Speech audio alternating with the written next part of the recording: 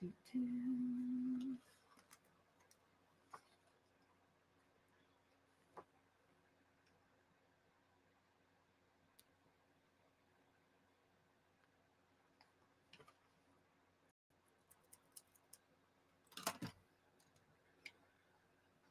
Scooter.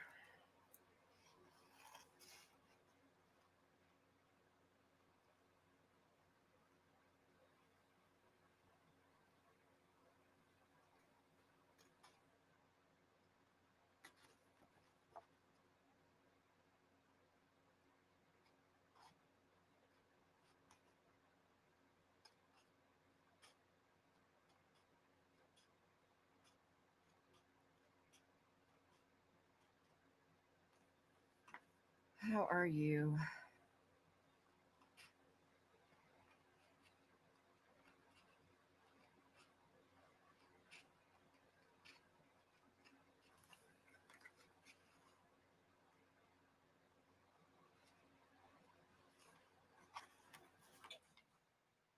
Can you hear me?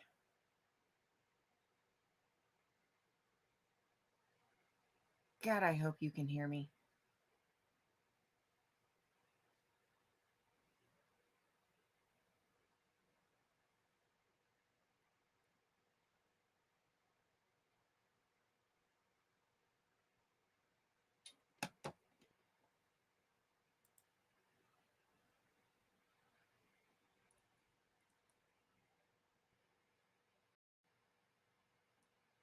Okay, you can hear me.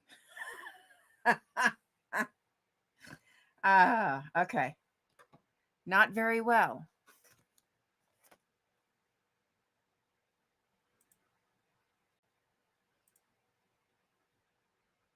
What the hell? Oh, okay. Let's see. Ah. Hey, Sandy. How's my sound? Hey, Maya.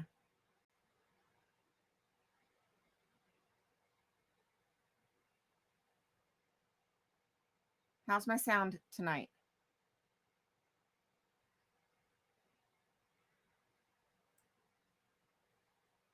Let me turn it up just a little bit too. Ah.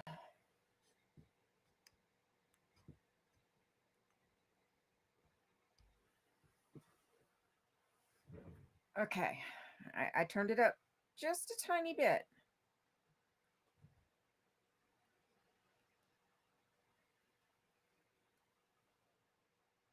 Okay, good. Yeah, after that glitch last night, I don't even. Oh, Maya.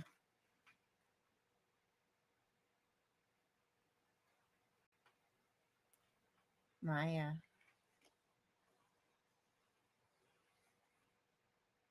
Hey, Papa.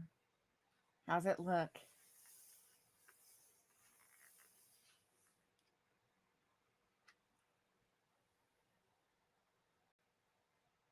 Oh, okay.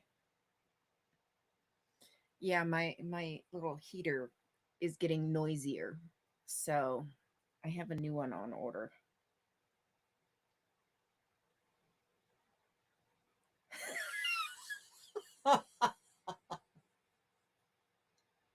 That was interesting. It was very interesting. Yeah.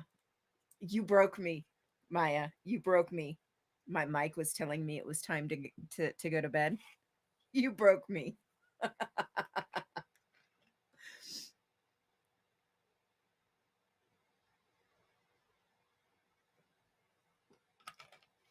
Yeah, you broke me. Yeah, I'm kind of glad I have sound too.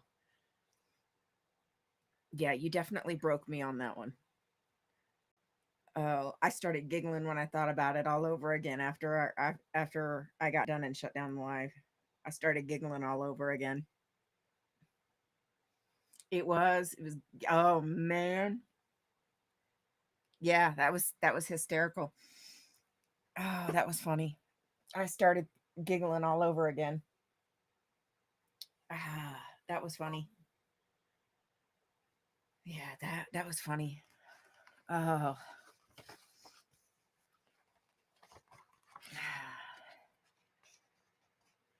I've been sitting here looking at this for the last, I don't know, 45 minutes. One. Hi, gorgeous. I see your butt wiggling. Hi, gorgeous. Hi. Hello.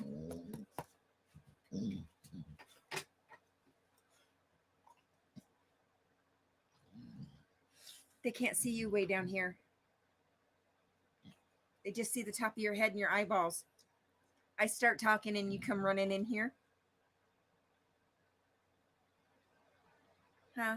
I start talking and you run in here.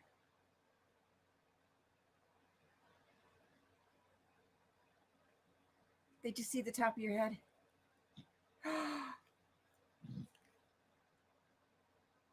It's been approved. Fan freaking tastic. Scooter's new scooter has been approved. It has. It's been approved. It has. It's been approved. Oh, that butt's just going 90 miles an hour. Because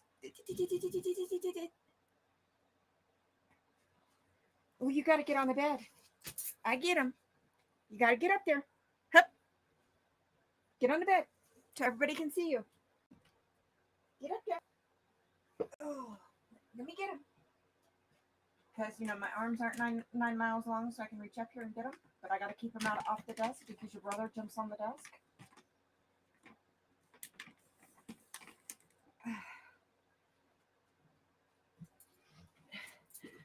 No. Up here. Come on. Go fan. Easy, easy. Okay. Yeah, you finished that. Okay.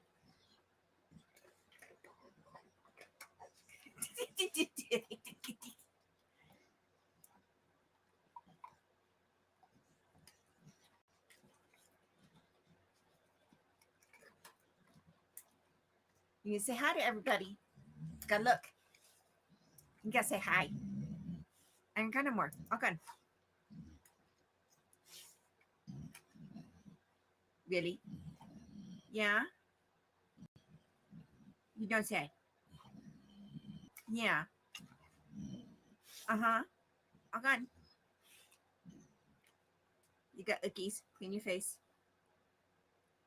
Okay. Got ickies on this side too. Okay. Okay. You ate them all. Good girl. Ah. Hey, Marla.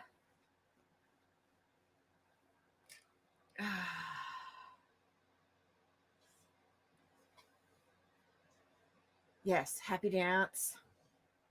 That's fan freaking tastic.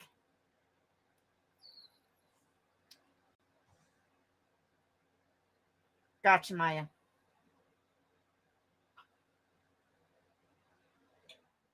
Oh, you like it, Maya? Oh yeah, that was it was hysterical, Maya. Hysterical. We're not poisoning anybody. It's the cover that's gonna go on my new palette. Well, not new. The tin is old, but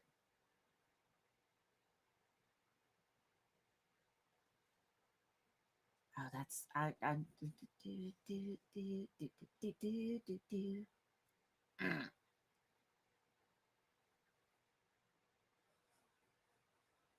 Happy dance. Are you happy now? Scooter's getting a new scooter. She just wags her tail. That's fantastic. That is fantastic.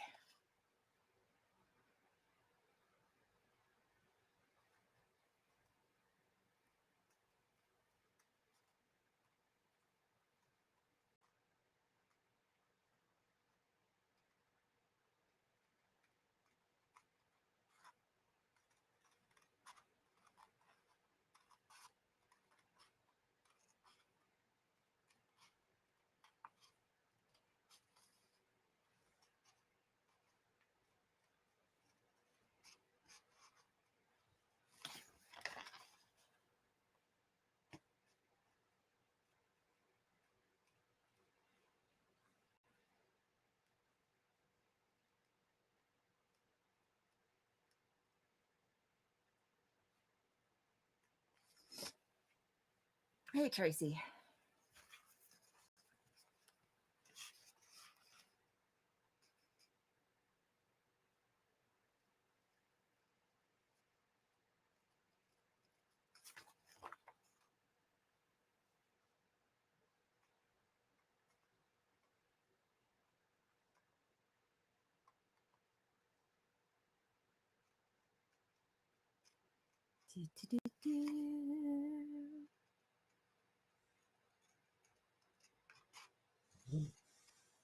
Really?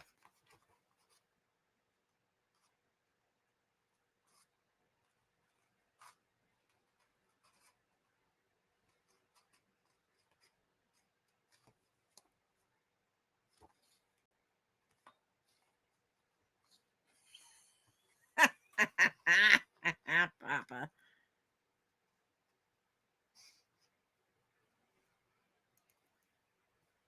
You already tried that, remember?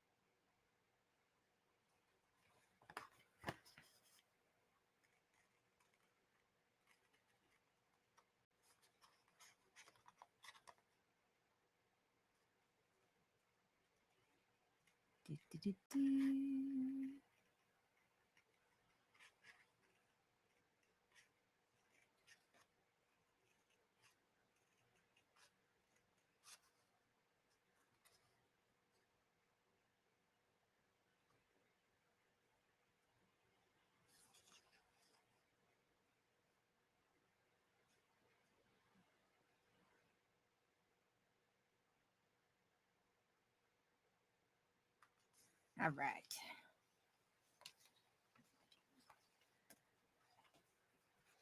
Okay. Oh, I freaking love it.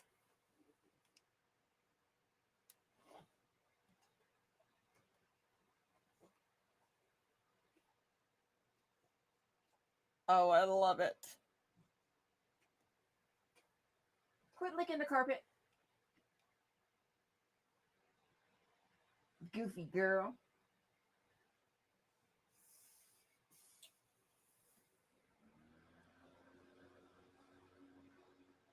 Oh, I love it.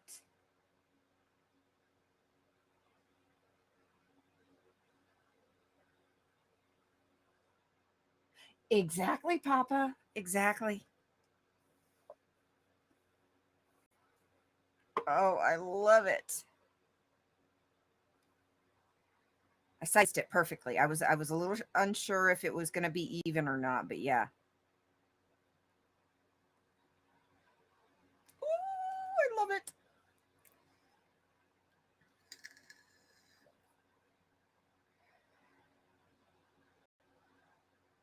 Oh, I love it. Okay, now I got to get the tape. Oh, where did I put the masking tape? Here it is.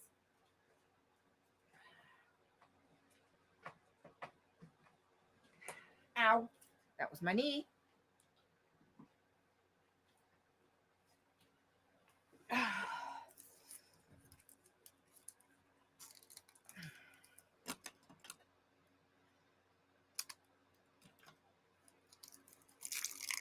know, Marla. I love it. Love it. I love it. I love it.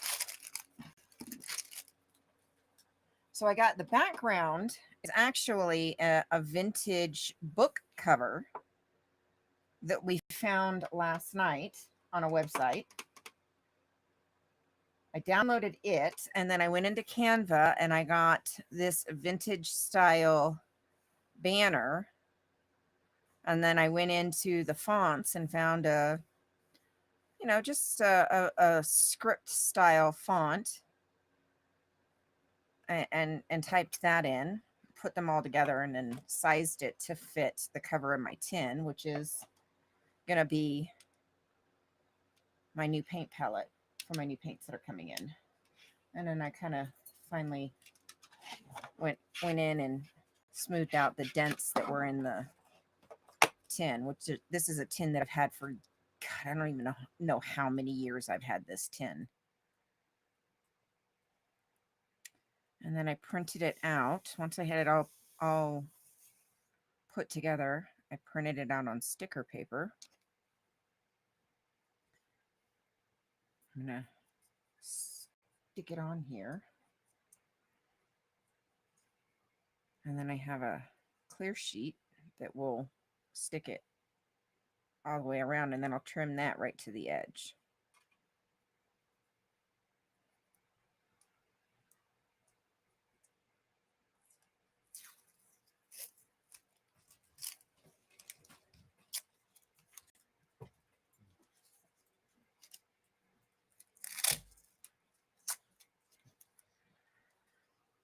So, yeah. And of course, it had to be some, I had to put a title on title, something like that. Only me.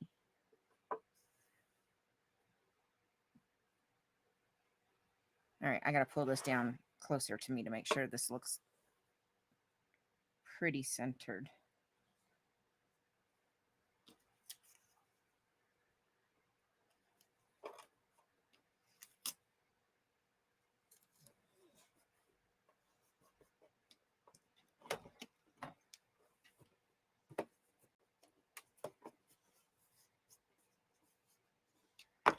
All right, that looks pretty centered.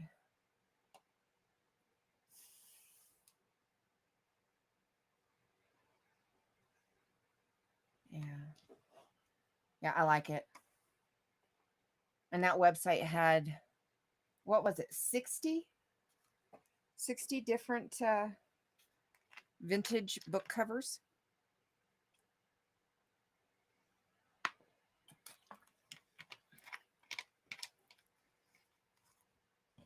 So,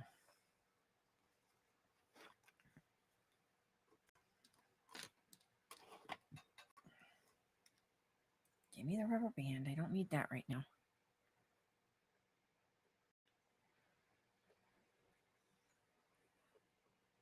Now I have to get the paper peeled back.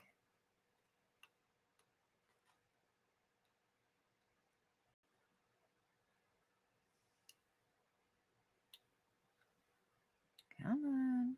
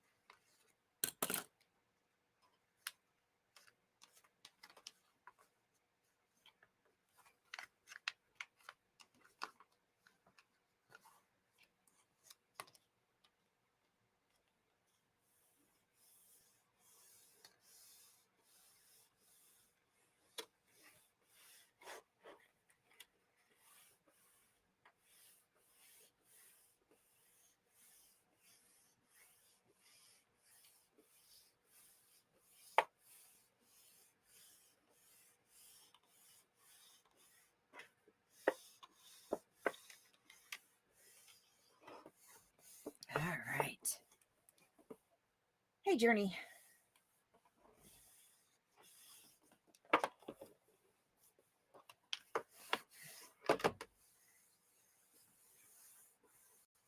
All right, that feels like there's no air bubbles aside from the little emblem that was already embossed.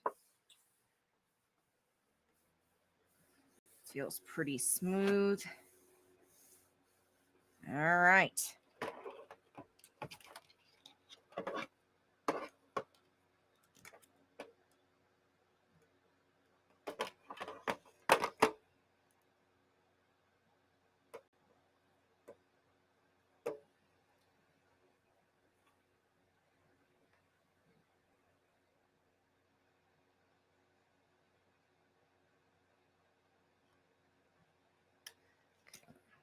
Just took a little tiny bit of the ink. Not too bad. Can't even tell. So I didn't push it down too bad. Slow, slow, slow.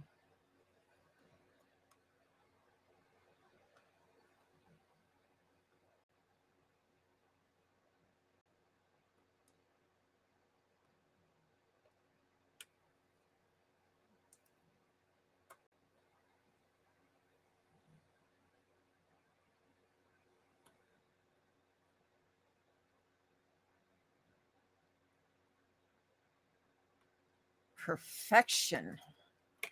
All right, now I can really push that, set that. Hey, Red.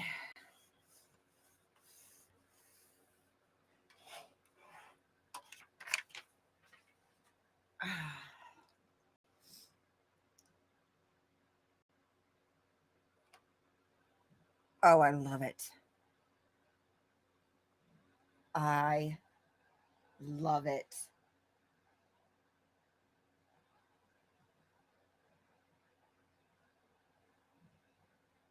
Oh my gosh, I love it.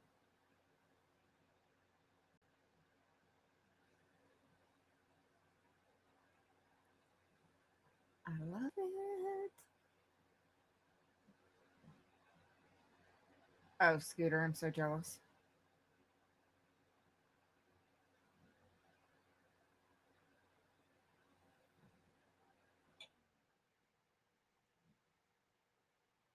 I hope so too, Red.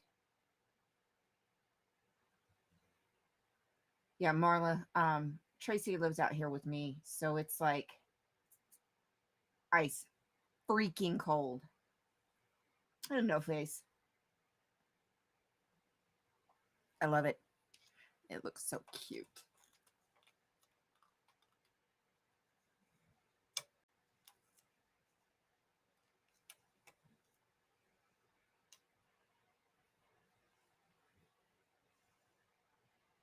I love it. Yeah, I went through like 3 or 4 of the different banners, but I landed on this one, and then I went with the antique color scheme on it. So, because it was like really bright, not completely white, and but close. So I went with the antique color scheme on it, and I was like, yep, that's perfect.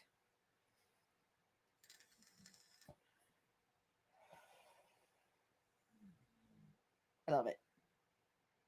Now I just need to put the clear on it.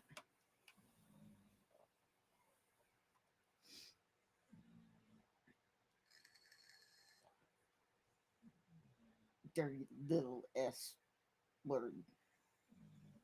Hate that word. Hate it with passion. I don't even know what our weather report is, other than colder than snot.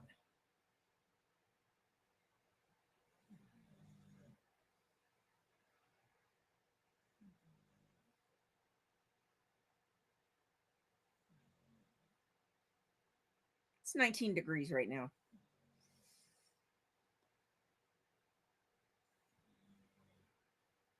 Hey, Holly. Hey, Becky. Yeah, it's 19 freaking degrees. Ugh.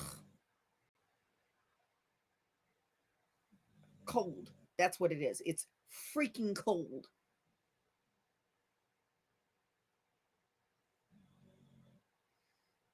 No, we don't have any at this moment, which wait 5 minutes.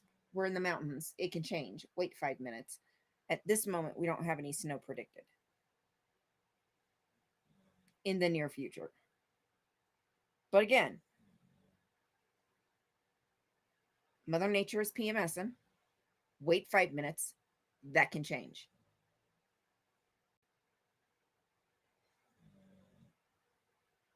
So,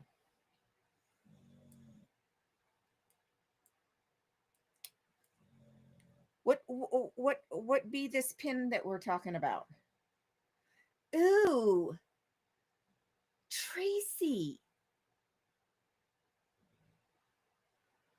Eh. Yuck. Why'd you go? Ugh. Why'd you? I don't like you right now. Yuck.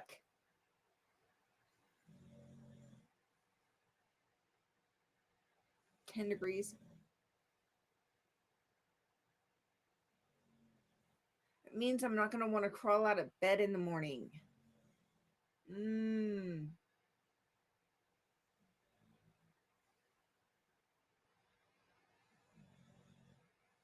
No fair.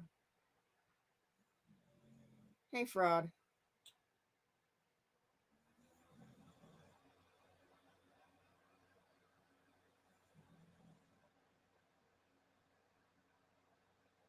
Oh, gotcha. Well, I can tell you there's no Sciento places where I live. However, it has been confirmed that Sciento mail does come to my little hole in the wall town. That has been confirmed. Sciento mail does come here, but we have no locations here.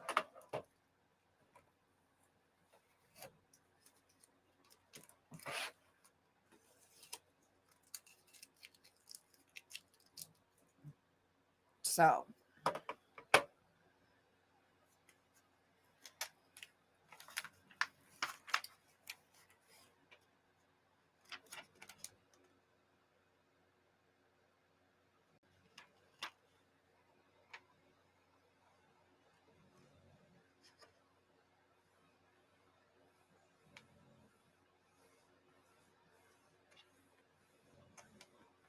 I don't know who gets the mail, but I know that mail gets sent here. That's all I could get.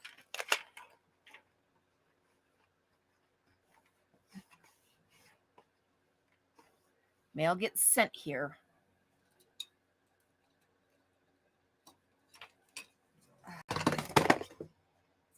Whoopsie. Sorry about that. Mail gets sent here.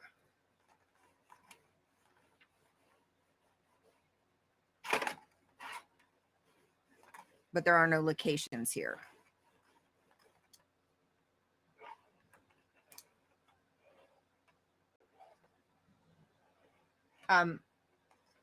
Probably people that can't get off the list.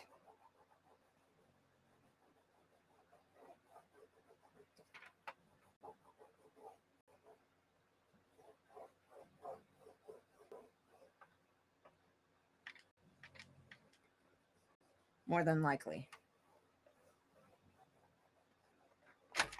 Because we know how that goes.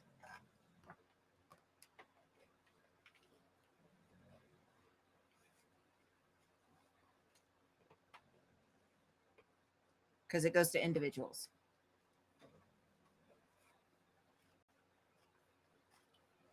And it was the way it was said to me is it's like junk mail. Is the way it was described to me.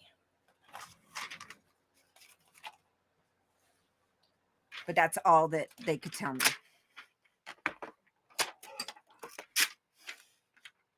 That's all they could tell me.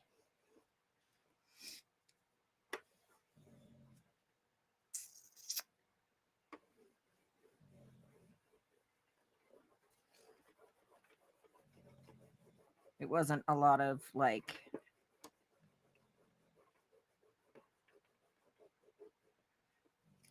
didn't seem to be a lot of important stuff is what she said.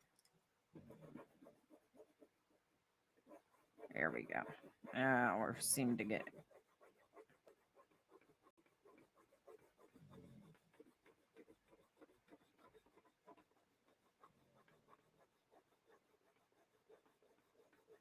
yeah, we're getting somewhere. Trying not to shake the desk too much. No, it's actually going to be a new paint palette. 10. But right now I'm just kind of burnishing the clear coat of the sticker to really make sure it's stuck good. I do this anytime I do a clear coat to make sure it's really stuck well.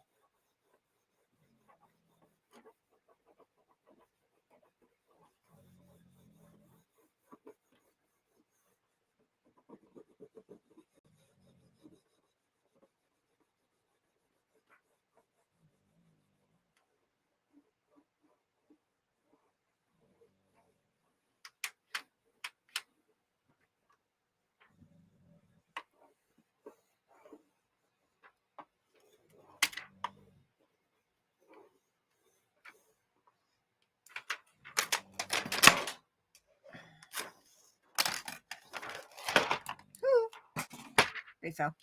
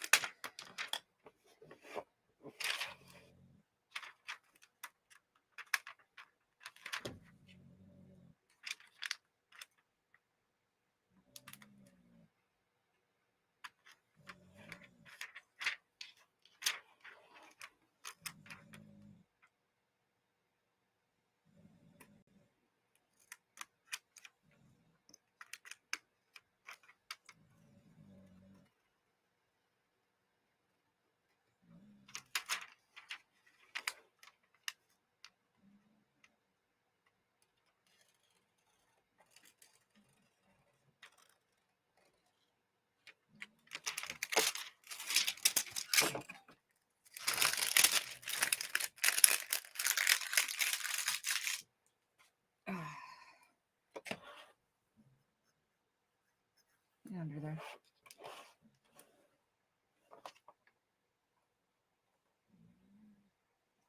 I love it. I love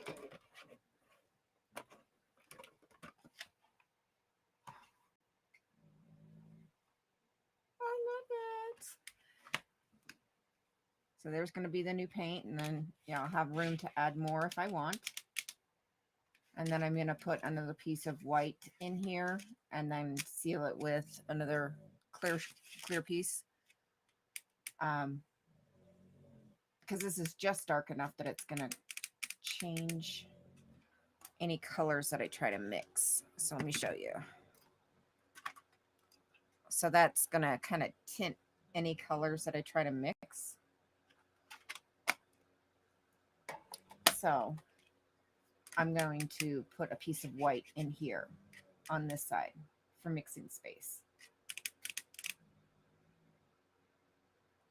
So yeah, this is a tin that I've had for years. As you can see, it's beat up. It's got little dents that I've kind of straightened back out and flattened back out. But this tin I have had for years and years. And I had these full pans that I put magnets on. And because this is magnetic. And I have some more paints coming. They will be here Friday. And they will, because they're tubes. So they will go in these pans. And this is going to be a new palette, paint palette. And with this company, they do sell palettes or tubes separately, but also it gives me the opportunity to have space that I can slowly start buying tubes of other companies that I want to try, and I can add them to this palette as well. So, yeah.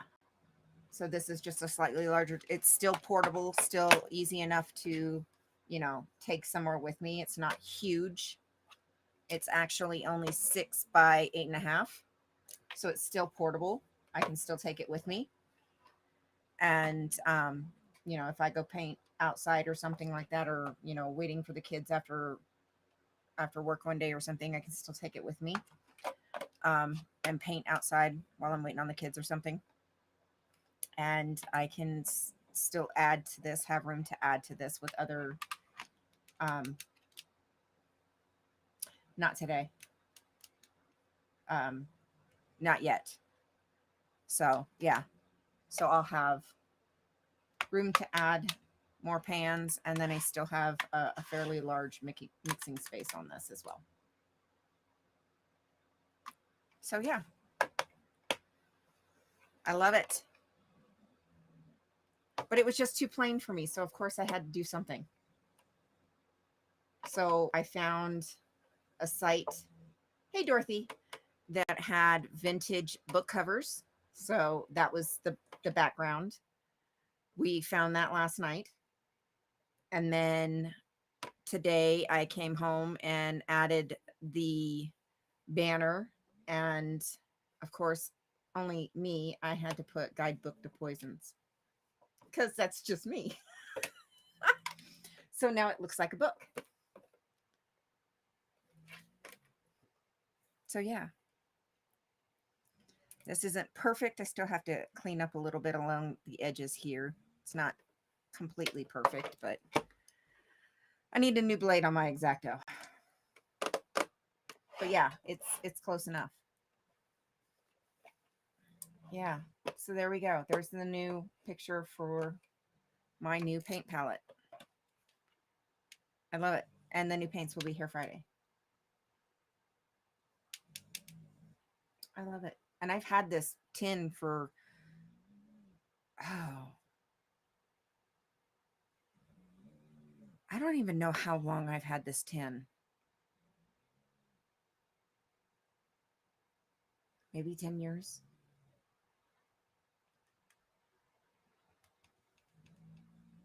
I've had this tin for ages. It came with acrylic paint.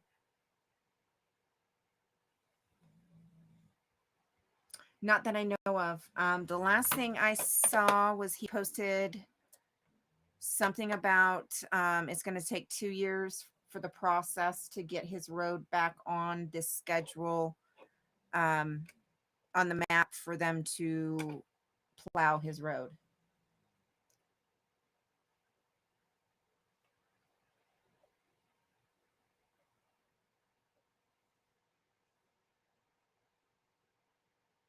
$10. Yeah.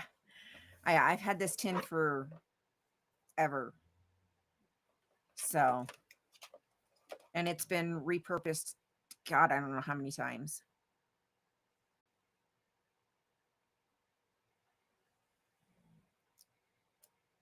Yeah, that was the last post I saw. So,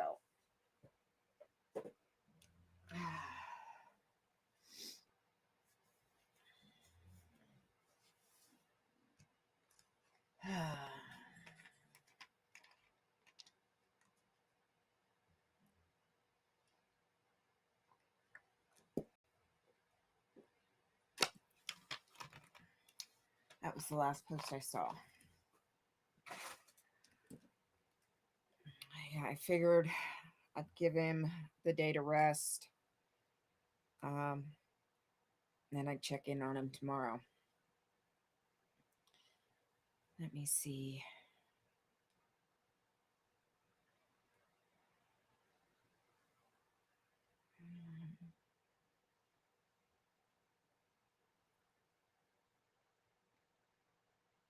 6 hours ago. Not a regular, there will not be a regular video this week. Hat production continues. Only 9 left.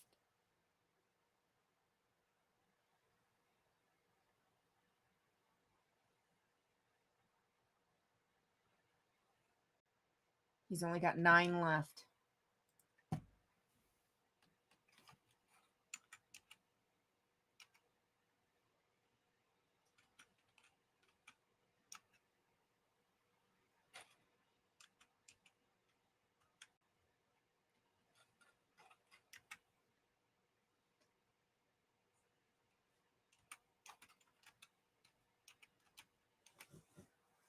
send him an email if you want one of the gnome pointy hats. There's his email address.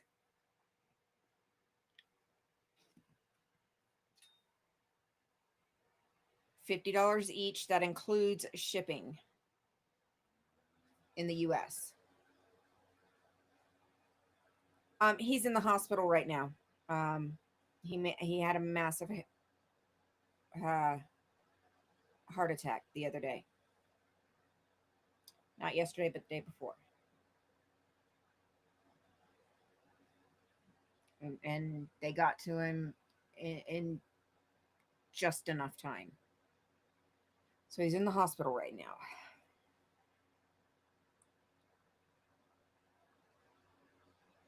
Um,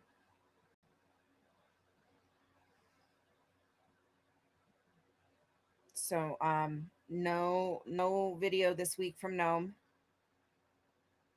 but hat production continues, and he, as of 6 hours ago, had 9 left in stock.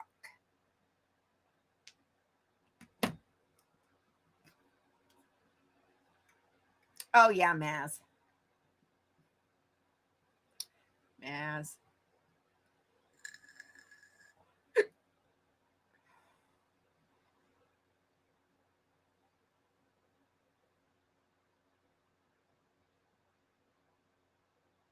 Yeah, Red.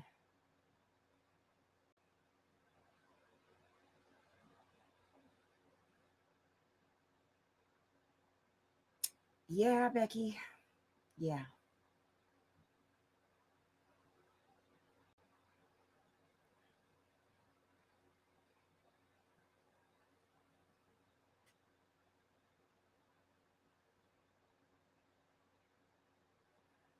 Yeah. Yeah, so I'll tell you what they said.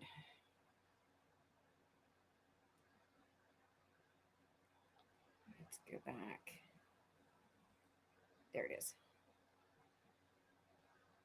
It'll be a 2-year process to reapprove getting the road back on maintained status to be plowed, is what they said.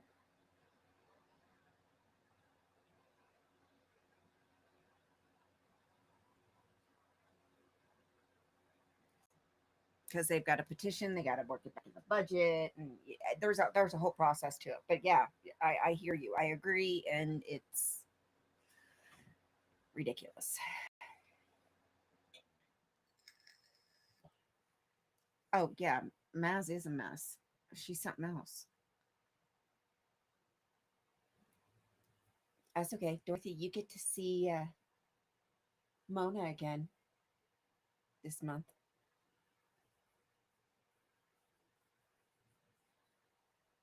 Yeah, I agree, Scooter.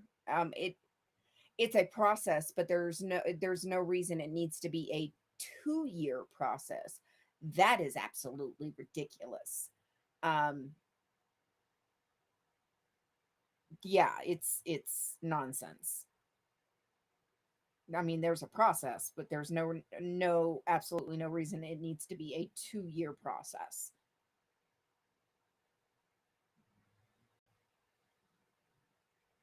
I know. I'm excited to come back.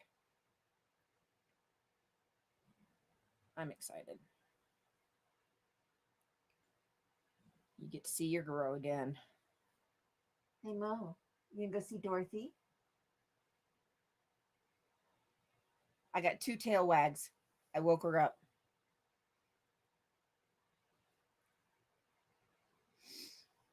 Yeah, I mean, I get it. They have to get it planned back into their route. They have to find, because it costs. It does.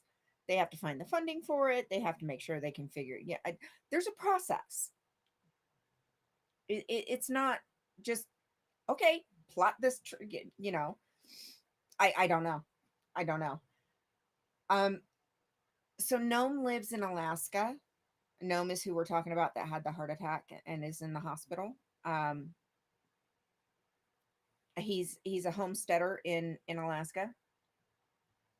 And he's been a friend to many of us in many of us small channels. Um, and he's been a big supporter. She's got a boyfriend, I think. Pretty sure. Um, if I'm remembering correctly. Um, but for some reason, they took his road off maintained status, and he had a heart attack while he was out shoveling snow. Yeah, I mean, it could be that that's why.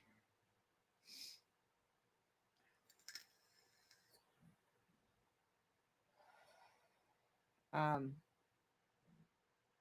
the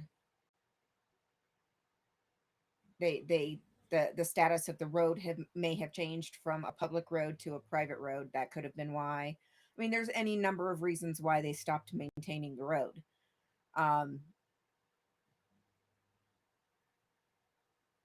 so I mean, it depends. It really depends. So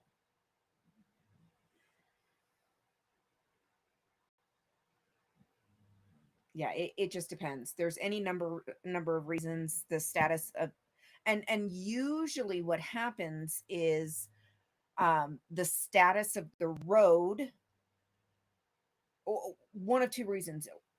The status of the road changes from public to private, or the amount of traffic gets diverted, and it's no longer a priority. So they build a new say they build a new road, and that road becomes a priority, and that's where the 99% of the traffic drives on versus this road. So then that road no longer is maintained because the new road is where the traffic drives. Does that make sense?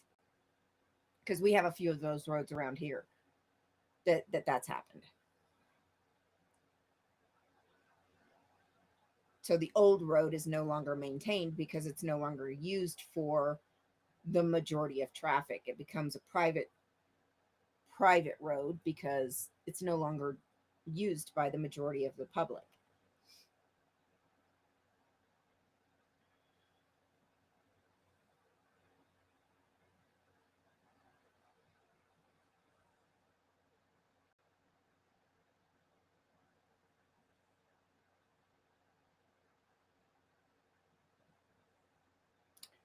Pretty much, Marla. Yeah.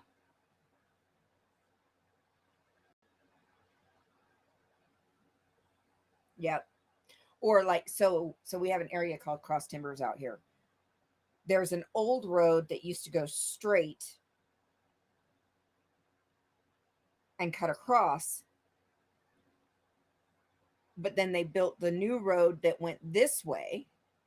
So they stopped maintaining the old road when they built the new one. So that road is no longer um, maintained and is crumbling apart because it's no longer maintained. Now, the people who live in Cross Timbers still use that cut through that live on this side of Cross Timbers. They still use that part, but it's no longer maintained. Where everybody else that needs to get out to the prison use this road. Even though there's still a road right here, it's not maintained. Only the people that live out there use it. It could be something like that. So there's any number of reasons that they'll stop maintaining a road. But those are the top two reasons usually. Exactly, Becky. Still sucks, but it makes sense. Either way, there's a process to be able to get your road back on the schedule of maintenance, but there's still doesn't explain it still doesn't explain why it's a 2-year process. That's government red tape, and that's a bunch of BS. Hey Brad, I got the new sticker on the cover of my new paint palette, or my recycled paint palette.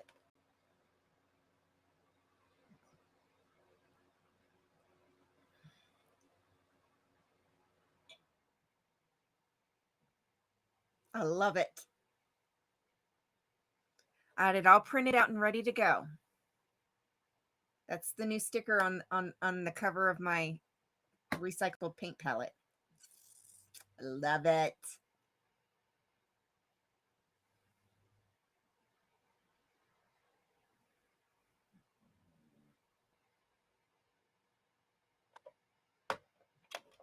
I know. And it's so me. Now the last thing to do is to put in just a plain piece of sticker sheet here with a clear cover. So I have mixing space on this side. And I've straightened out all the divots that I had. I flattened those back out. So now it's mostly smooth. You can still see where they were. And it looks a lot worse than what it actually is. They're flat now. But so now all that's left is to cut out the white sticker sheet and then put the clear cover over top.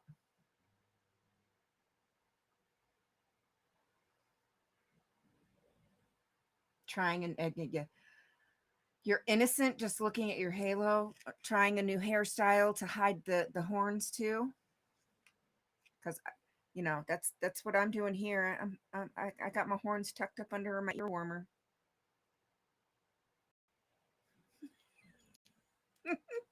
So that's the last thing I have left to do is cut a piece of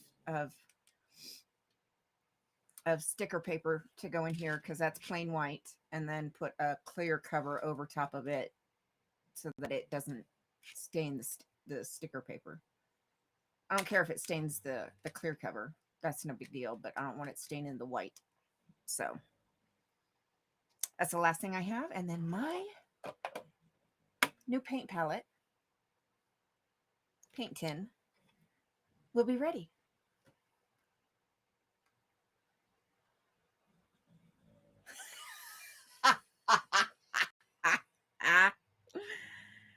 Ain't she pretty?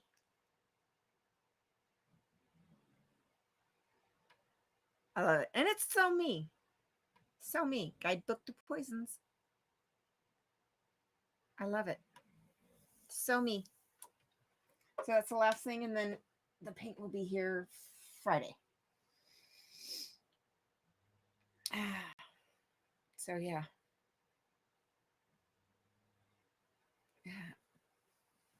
Yeah.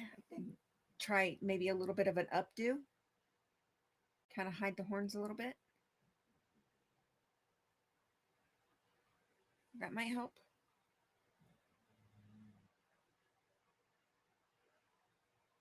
That might help. A little bit of an updo. Just kind of swoop it up a little bit. Yeah.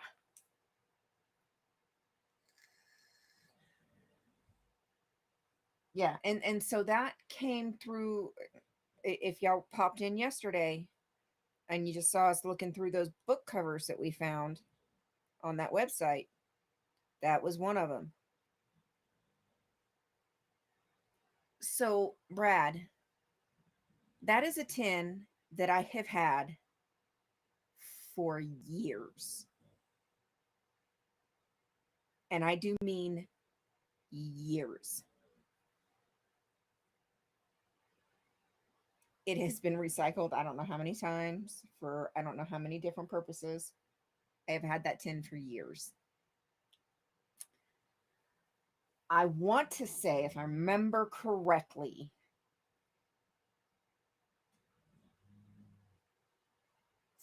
I originally got that tin with a set of acrylic paints.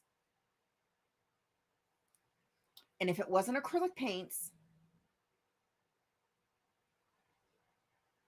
it's all good. No face, it's all good. Then it could have possibly been, I'm almost positive it was acrylic paints. If not, then it was possibly calligraphy pens. One or the other, but I'm almost positive it was acrylic paint.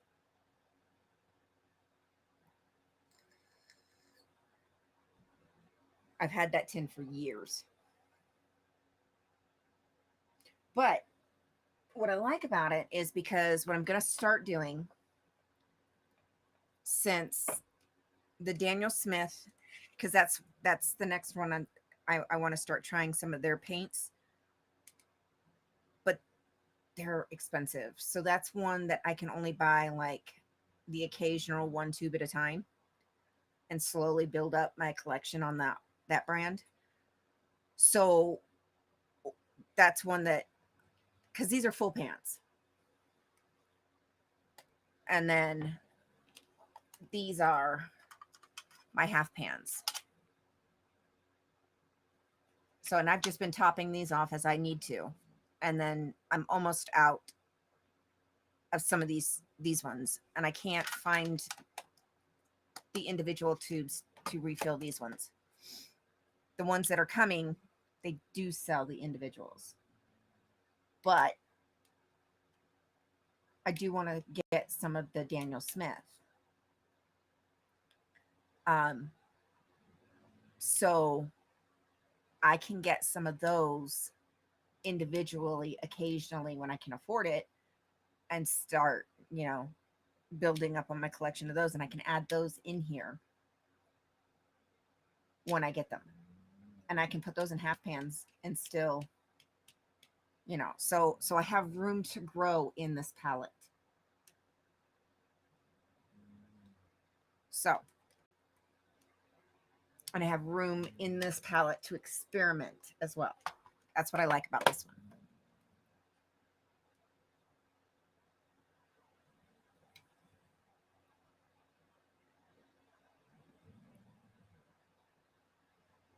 I said possibly, not passively, possibly. I'm almost positive it was acrylic paint, but there is a small chance it could have been my set of calligraphy pens.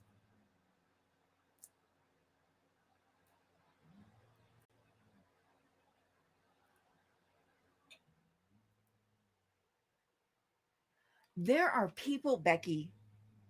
Oh, I gotta show you this. There are people that actually make um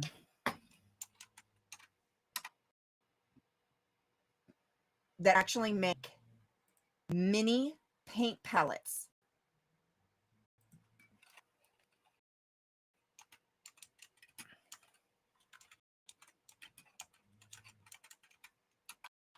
Out of Altoid tins.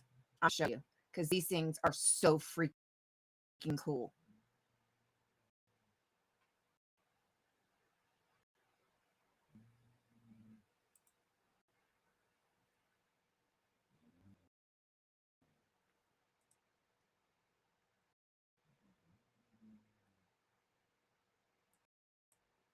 These things are cool.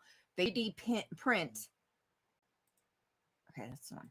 They 3D print these inserts for the Altoid tins in different configurations, and they just slip right inside the Altoid tin.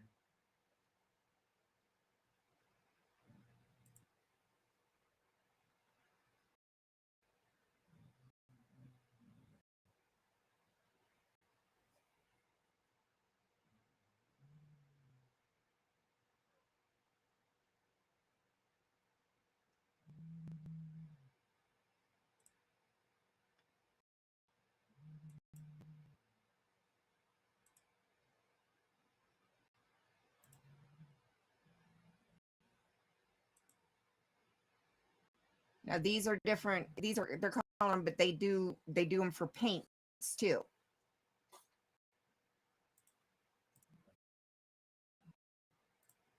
Here's here's another one. Sweet and innocent, my ass. If you're sweet and innocent, so am I. We all know that ain't true.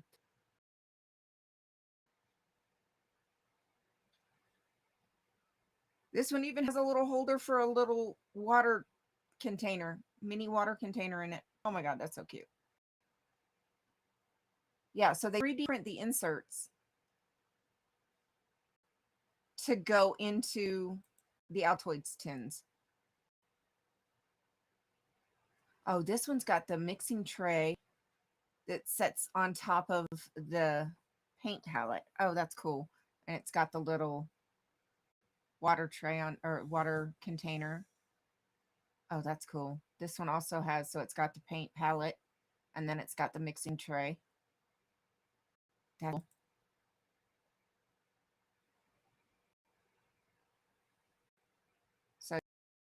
So yeah, here you've got the paint palette here on the bottom, a little container for water, and then you have got the a mixing tray that sits right on top.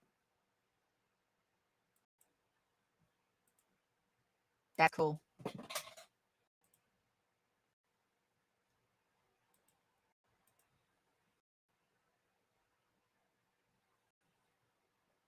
Good night, Dorothy. I'll see you.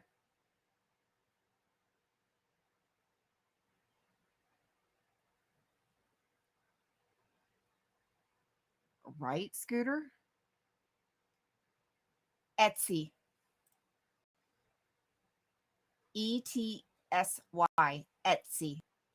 And I guarantee you there's somebody in the UK that makes them.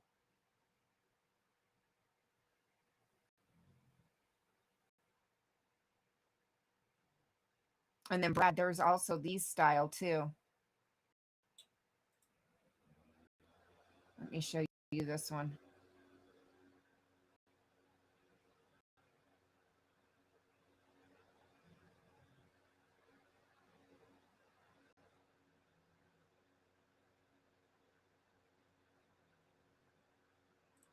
There's also this style too, the wooden ones.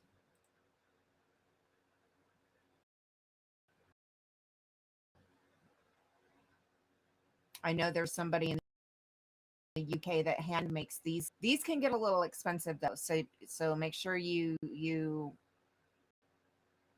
watch your prices. Also watch the sizes because these can get from medium size to ultra tiny.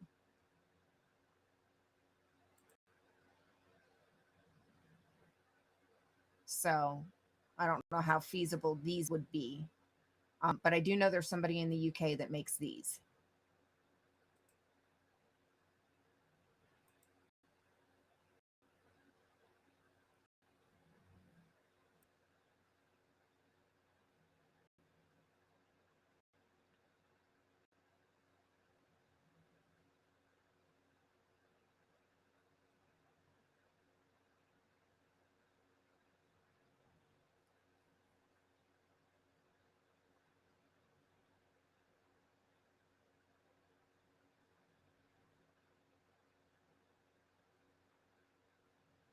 Oh, cool. This one even comes with a little mini brush. I don't know how feasible the brush would be, but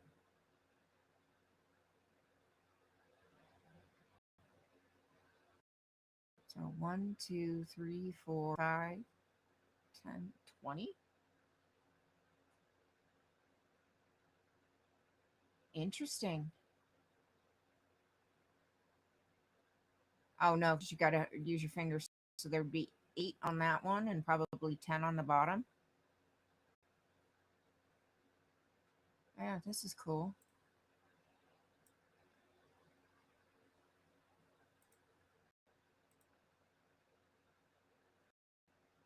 This one's cool. So you'd have to leave these two emptier in the middle so you can remove the top layer to get to the bottom layer. And I'd say probably looking at the size of these, I'd say maybe not quite half pan size, maybe third pan size.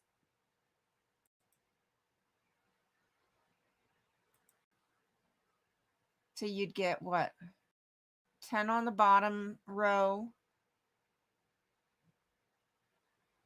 18 colors. because you'd have to leave these two notches here empty to be able to grab it with your fingers. I wouldn't be able to use this because of my nails. My nails are too long.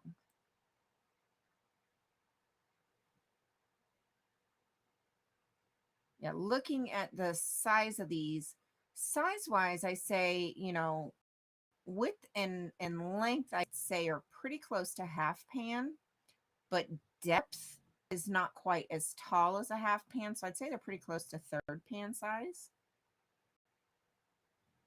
So that's still quite a bit of paint.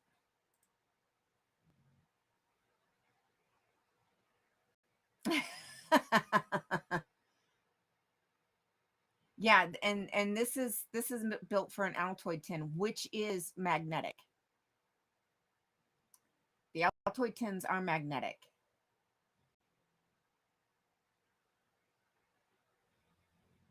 I'm telling you, I'm telling you, Becky, you should have.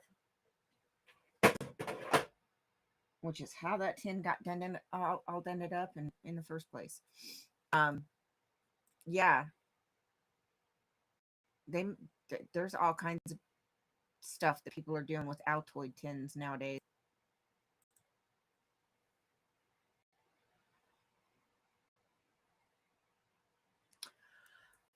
Oh, okay. So I know my local library, the kids, um, the kids have tech club where they code and create their own 3D images and little gadgets and stuff. You could potentially reach out to the local libraries, public libraries in your area, and see if any of your local libraries have programs like that for the kids, and see, yeah, you could see if they do, and see if any of the kids might want to take on a project like that.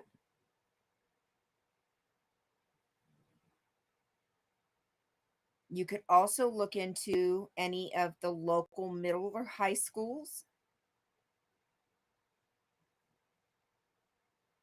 to see if any of their classes take on projects like that. If they have 3D printing courses or classes, and see if they'd be willing to do something like that. I know some schools here in the States take small commissioned projects from the community for 3D projects, um, wood projects for wood shop, things like that. No, no, we Papa hit his 100 timeouts in Danny's chat, so we don't have to do the timeouts anymore here because he did finally hit his goal of hitting 100 timeouts. Yeah, he finally did hit his goal of hitting 100 timeouts, and I'm pretty sure it was Danny's chat. So, but I know here in the States, for some schools that still have wood shop, and some schools that now have some of the more like the 3D printing and stuff like that, um, they will take small commission projects from the community to give their students something to work on. You heading out, Papa? Get some rest, honey. We'll talk to you later. Um, so that may be an option for you too, to see if any of your schools in your area take commission projects. because all that is 3D printed for the trays. That's all that is. It's 3D printing for the trays.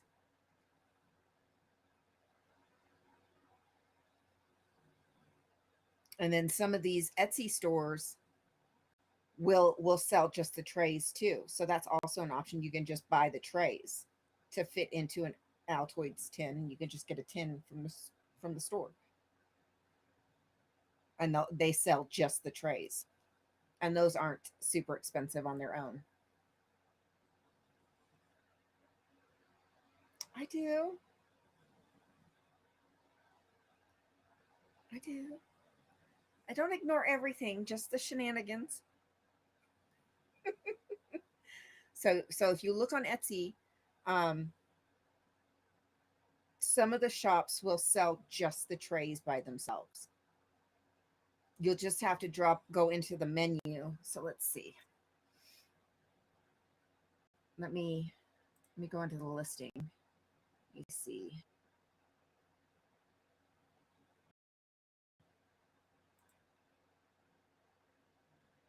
No, that one doesn't have it. Let's see.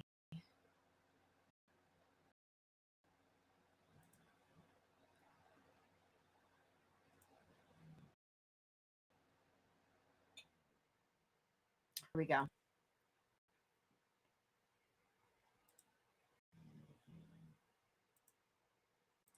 Here we go. So if you can't find one or you're not able to make one, so here's a listing. I haven't looked at the listing very closely, but here's one. So palette only or with the tin box. So if you look and you go into the options, some of them will sell just the palette. If you can't figure out, a source or be able to make one with palette, you can find some stores that will sell just the pallets by themselves.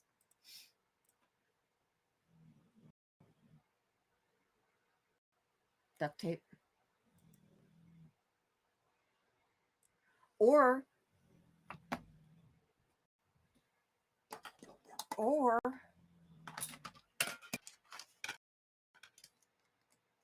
you can buy the half pans in bulk super cheap. You can buy the half pan super cheap and just get magnetic tape. There you go, done.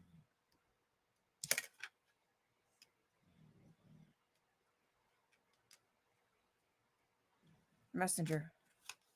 Okay. Where's my phone? Right there.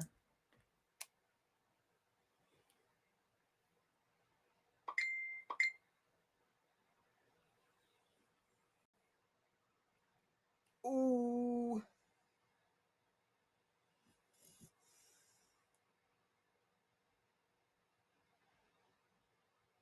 Yeah, see, those are standard half pans. It looks like.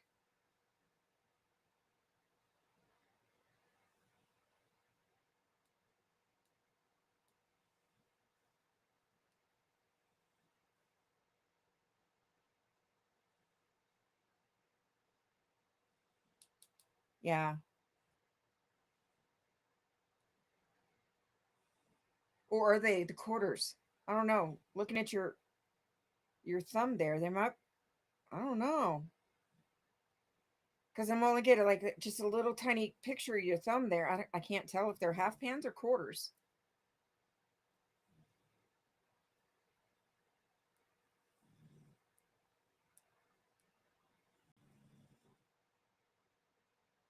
I like that though. Yeah, you can get. You can buy the pans by bulk.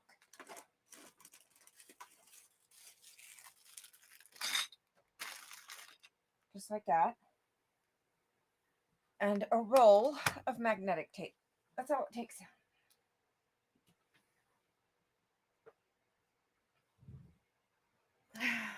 That's all it takes. That's what I do. I like the 3M because it really sticks to the pans really well. Some of the cheaper stuff won't stick to the pan very well. The 3M does. But yeah, these, you just buy the pans, and then you just slap a little bit of a magnet piece on there, and then there you go. And if you're going Altoids tin small, you just need the half pan.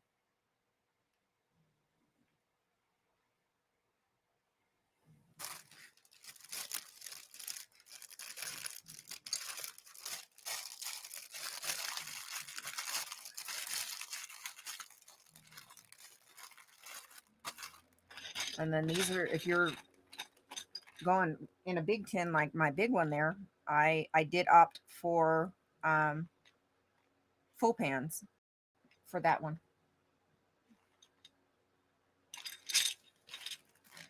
But I can actually, yeah, if it's tin or magnetic in any way, then yeah, magnets. If not, then you can do either poster putty, so it's a little bit easier to um, move them around, or you, if you know exactly how you want them in rows and you don't care about moving them around, then you can do adhesive. But yeah, just get yourself bulk empty pans. Those are super cheap. And magnetic tape or adhesive. And just stick them bad boys in there.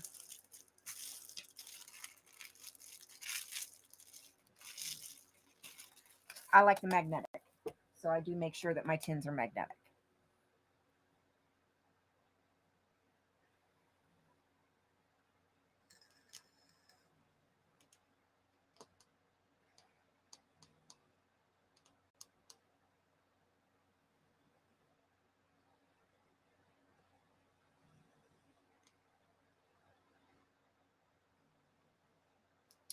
Brass, yeah. So either adhesive, if you know exactly how you want to set it up, but that can be messy in the long run, or poster putty, and that makes it easier to pull them out and move them around over time. Poster putty is, you can get that at the dollar store. Oh wait, no, you're a UK, so um, you don't have dollar stores like we do. You have something similar, but not the same companies that we have.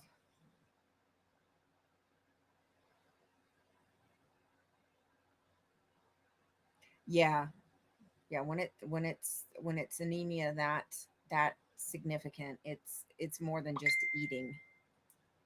You have to get the infusions.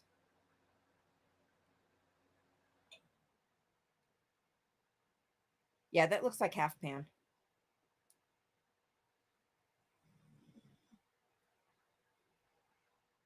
Let me see.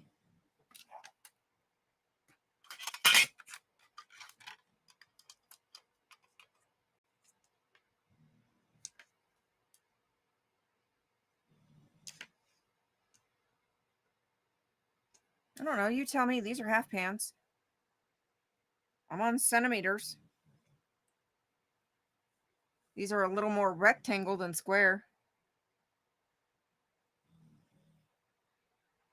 Or no, those are quarter pans. Looking at your picture, I think those might be a quarter pan.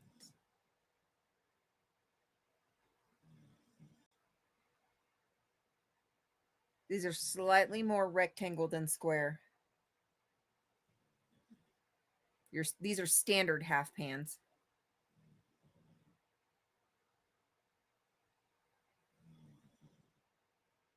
So they're slightly more rectangle than square. Those look more square, so those might be quarter pans, Maya.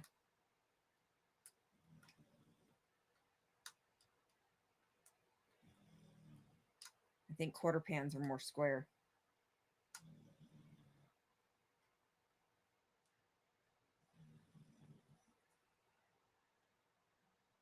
Unless that's that one palette that's really thin. Are those the ones that are really thin?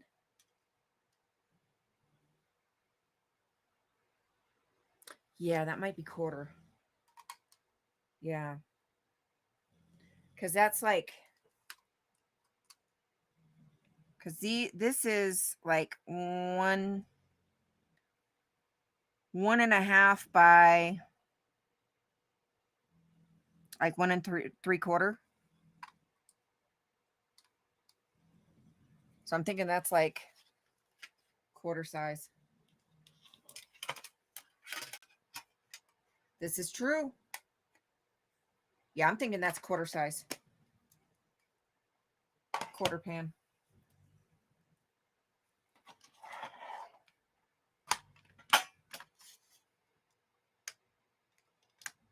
Come on, grab it.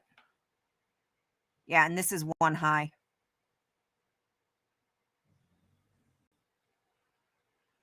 See, in a full pan is the same height as a half pan, but it's double the length and double the width. No, double the length. Double the length. But the same width and same height. But double the length.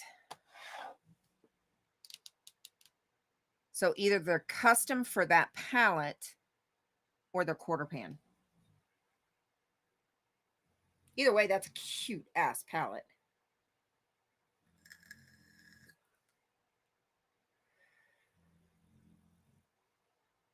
$25. You got a lot of choices in that palette. That is a cute ass palette. Okay.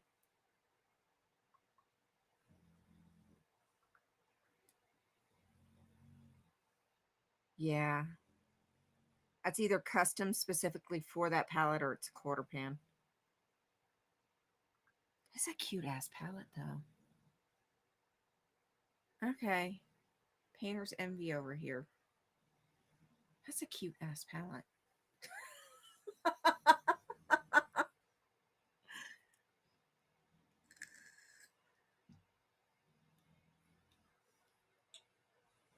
Painter's Envy.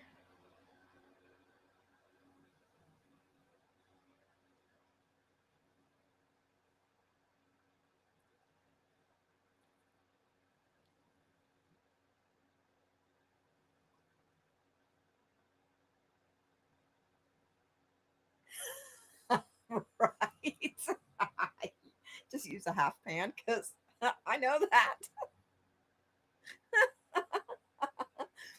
No, that Painter's Envy over here because that's a cute palette. I would so totally throw that in my bag and go.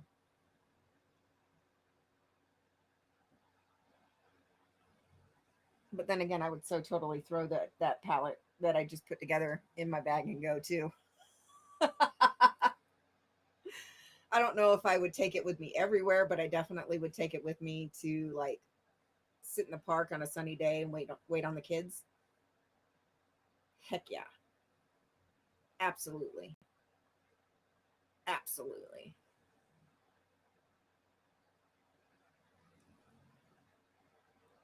Like today. Oh, goodness gracious. Hey Robert, how are you, darling? Um that lady that I went to the craft store and helped, she came by the shop after I got done. And I helped her with the other side of the neckline for that vest. Um because we did one side while we were at the craft store, and she got hung up again on the other side. So she came by the shop this afternoon when I got done, and we sat and worked on the other side. Um, and then when we got done with that, um, I cleaned up and got everything ready for tomorrow. And I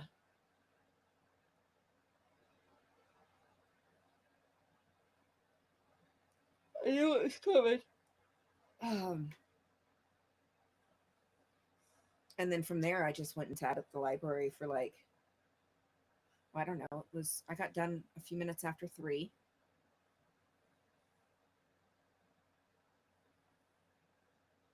with the last dog. It was like quarter after 3. And then um, we worked on that neckline, got her to wear.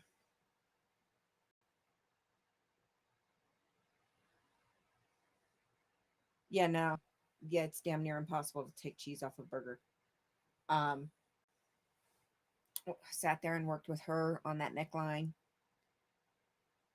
till, I don't know, about 4-ish, and, just shooting the breeze, talking. I got her bowls ordered for her Christmas gift. Um, so I told her that I wasn't paying attention and I accidentally had them sent here to the house instead of to the shop. So they're supposed to be delivered on Tuesday here to the house. So I told her, I won't get them until I get home Tuesday, and I'll bring them to the shop on Wednesday. She's like, okay. And so I got her phone number in case, for whatever reason, if there's any delays or anything, then I can shoot her a text and let her know so that she doesn't have to come to the shop, just to be on the safe side. And I don't want to have her. Okay. Um, she doesn't have to make a needless trip.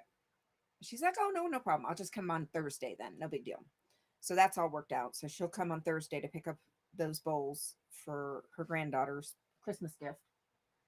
And it was so precious. It was so sweet because she's like, I want to get my granddaughter these Pyrex bowls, but I can't find them here in town. And I don't do Amazon. I don't have Amazon, and I don't know how to get these bowls for my granddaughter that I really want to get her, these Pyrex mixing bowls.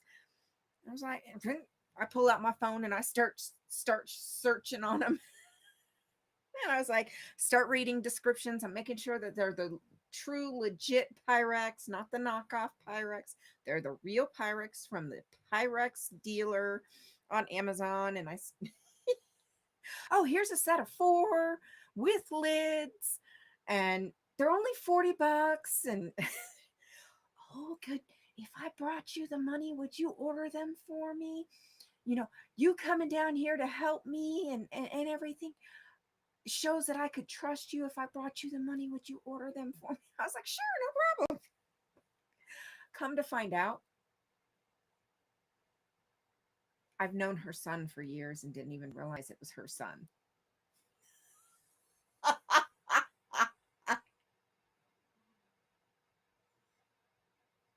Didn't even realize it was her son, and I've known her son for years. So yeah. Yeah. All right. So these are the this is Maya's paint palette. Focus. There we go. And this is the burger sounds good. I had a chicken sandwich for supper tonight. So this is the pan that we were talking about. This is a standard half pan. This is the pan that comes in Maya's palette.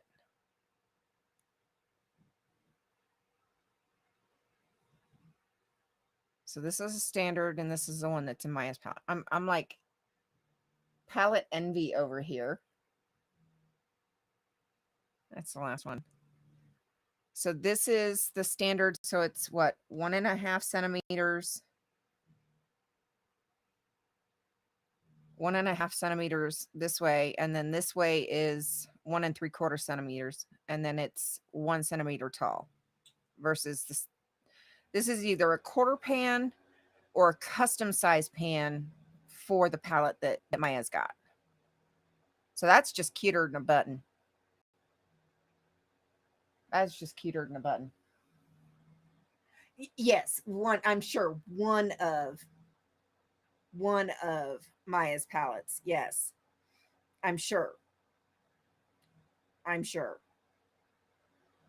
I know I've got like 2, 3, 4, 5, 6, 6. Yeah, that's the, yeah. So I have this one. I have this one that has the actual good shimmer paints in it. Oh, so I've got this one that has all the good shimmer paint in it.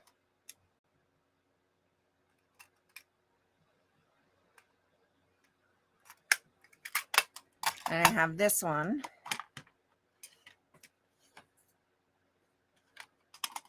And then I have another one like this that's got some student grade paint in it. Um, then I have the big one that's got all the colors in it that I got with my birthday money. And then I've got the other one that I've had for a while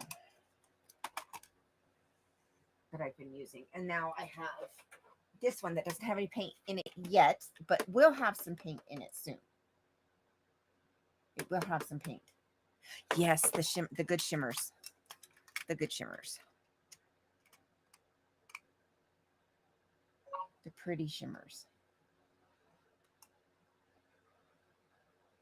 Now I just use these for accents and just to play with. I know these are probably, I didn't get any light fast information on these or anything. I just use these to play with. Just for accents and just to play. So, ugh, I always have a hard time pulling these out. Ugh. I forgot. That's why I don't do that, because they're not glued into the pans, which I like. Come on. Because these type of tins, come on, actually have mixing space underneath as well. And this rack comes out, but with my nails, I can never grab it.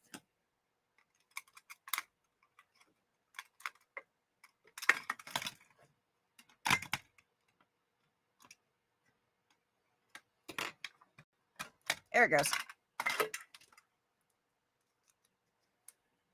So this rack comes out, and then it has extra mixing space underneath.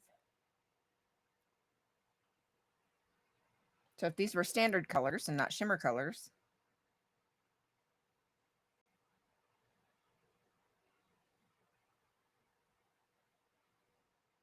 hey, it works. Pita bread is really good. I love pita bread. So yeah, if these were standard colors and not shimmers, I could take this rack out and I could use this entire palette as mixing space.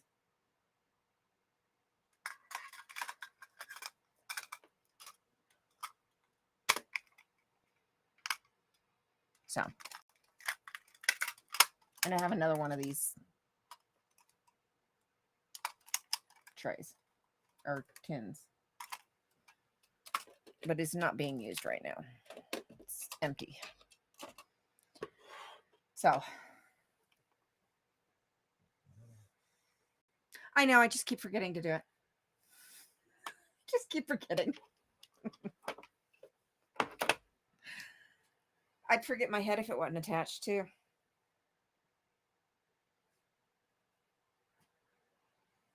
It's just that one. That's why if it were all of them or more than just that one, it's one of the yellows. I'd probably have already done it, but it's just the one. It's just the one. And I keep forgetting. Until I go and do something like that. And then it's like, I'll do it later. And then I forget. Whoopsie.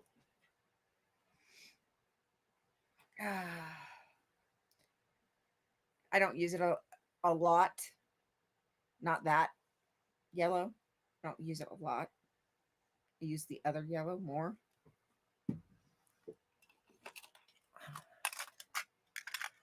So it is, no, it's the gold, not the yellow. Yeah, it's the gold. I use this one more than I do this one. I use this one.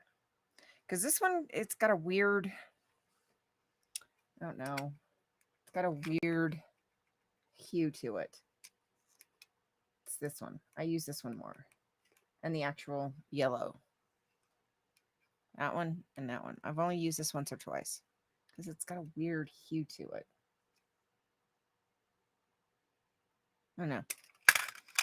But that's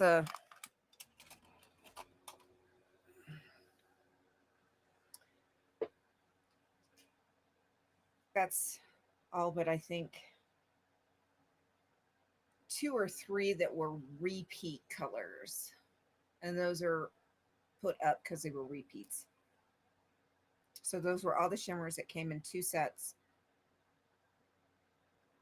And I think 2 or 3 of them were repeats. And those I put up because they were repeats. I put them all in that tin. And the other tin is empty.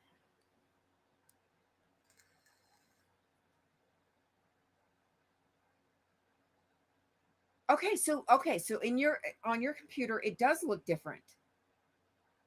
So it's not just my eye. It does look, it has a funky hue to it.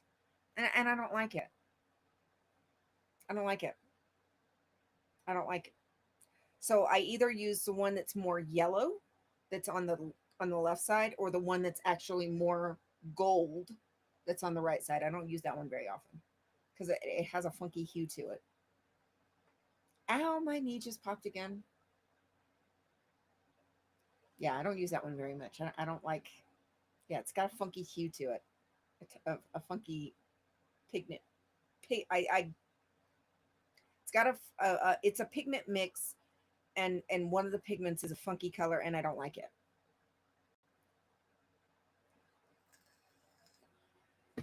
Yeah, I got those ones just for fun, just to play with. And that's one that I don't like. Now there's one that is more blackish with a gold, and that one I like. That one I really like. But I don't like this one at all. I don't like it at all. I like this one. It's black with a gold tint. I like that one. Or not even gold, more of like a bronze tint. But I don't like this one at all. It even paints weird. It even paints weird. This one is more gold. This one is more yellow. This one is black with like more of a bronze tint. Um, this one, mm, just the color alone is yucky. I don't like it. I don't like it.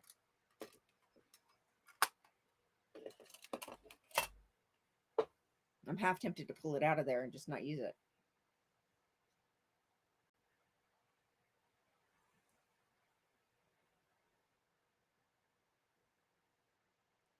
Or give it to the kids and let them use it. My youngest will use that till it's gone. Guaranteed. Guaranteed. Yeah, but I don't know where it is right now.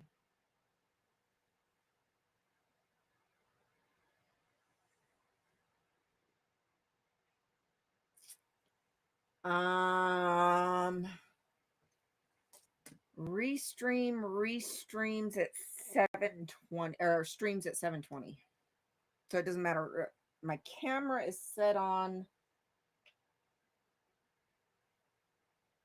I think, at 1080, but restream streams at 720. All right, Brad, we'll see you later, honey.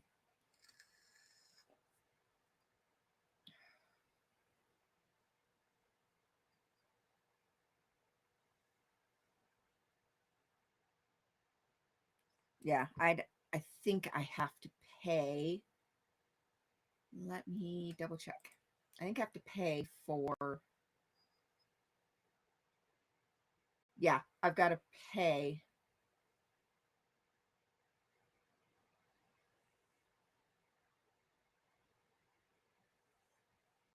for the professional level for full HD.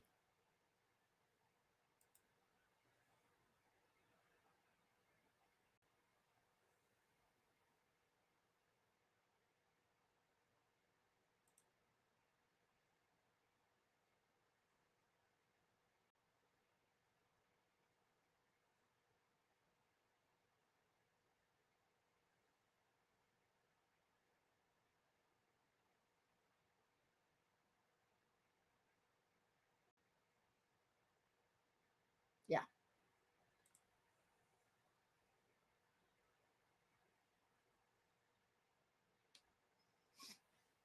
Yeah, I have to pay for the professional level to get full HD.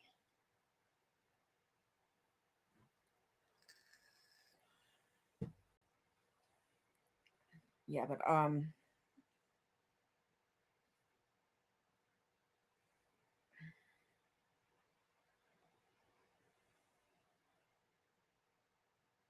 yeah, that's what I'm streaming in right now is the 720.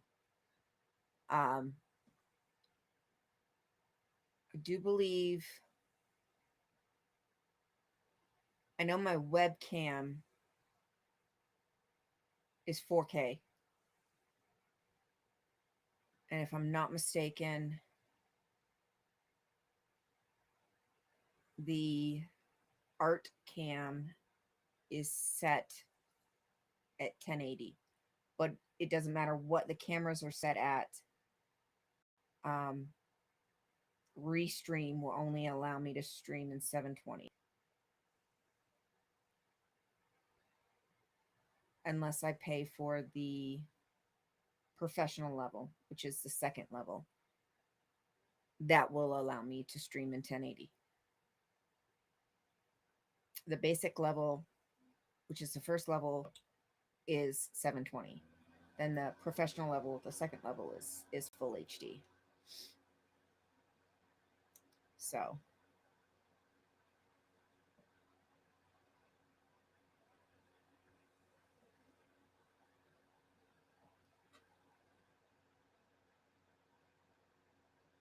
but either way, my cameras look a lot better, but my stream itself a lot of times is not great because my internet isn't great. Um,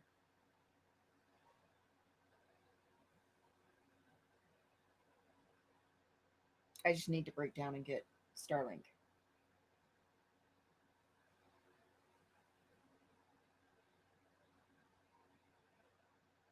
All right, no face.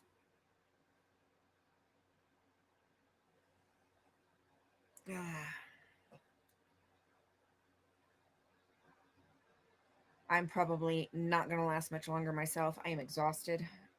I have had lots of hairy big dogs this week.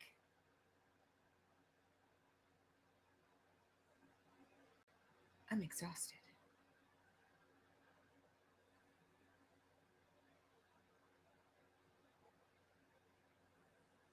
So I might pop in and listen to you for a little bit tonight.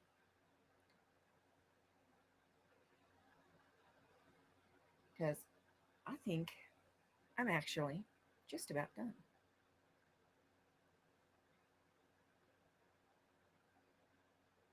I'm a tired puppy. And I have a big day tomorrow. I have Conrad coming tomorrow. And bless his little heart, him's a handful. He is a Mastiff Great Pyrenees mix with Great Pyrenees hair.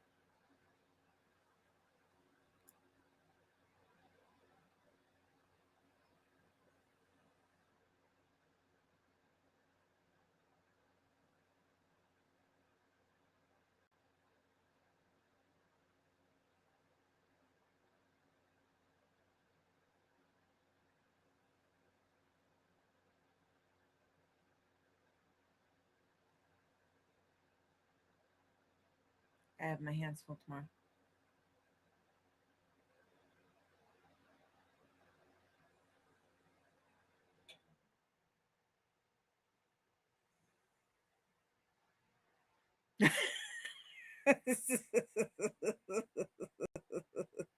Pretty much.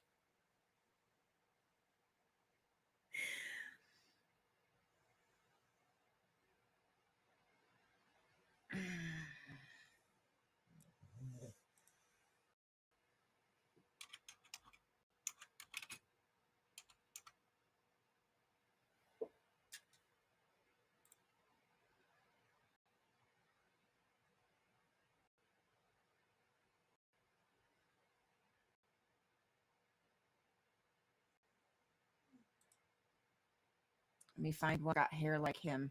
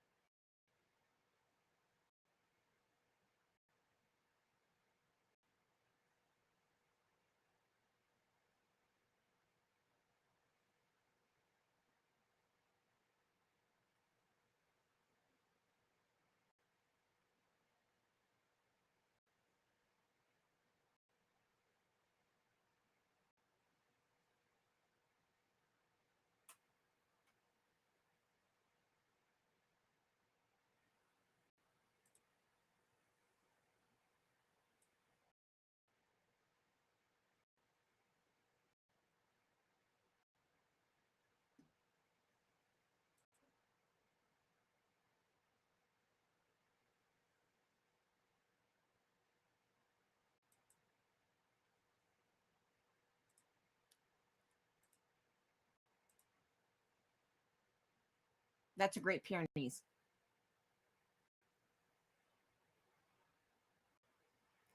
Now Conrad comes up to the top side of my hip, almost my waist.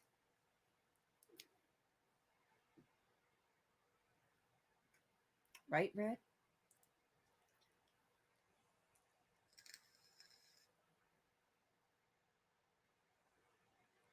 He's not quite as thick, wide as this dog.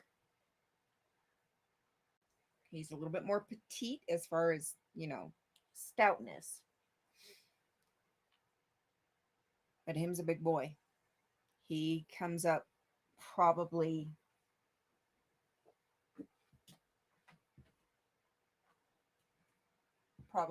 to here.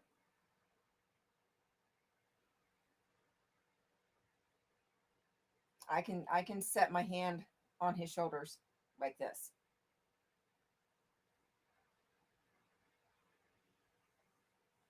So he probably comes up to my hip.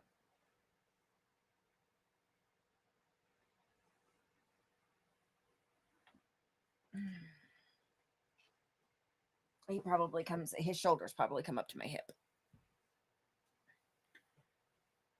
So him's a big boy. And he's got hair like that. He's got that undercoat like that.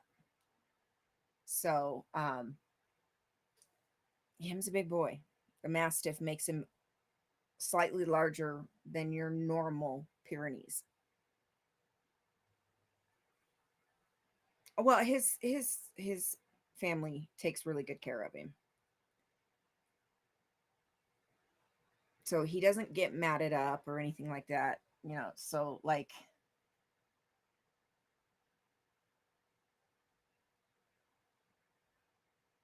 yeah. Yeah, so like this dog, you can see here in the tail, they've got some mats in the tail here. He doesn't get like that. And he's really thick and got that real undercoat that's starting to really bind up right through here. Conrad's not like that. His family takes really good care of him. Um, so he's not. This dog could really use a really heavy de-shedding. Um, but he's got this really long, flowy coat like this Pyrenees has. Um, he's got that really long, flowy coat. Not all Pyrenees have that. Some of them actually have a really short coat.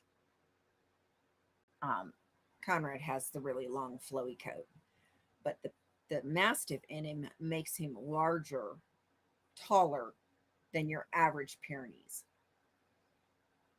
Um, but he's very narrow for a Pyrenees. So what he what where he is tall, he is not wide like your standard Pyrenees. Hey, Carrie Ann, but he is still a handful because he's so big and he just wants to love you and just wants to lay in your lap and snuggle and love and snuggle and love some more. He would rather love than snuggle and or love than be groomed.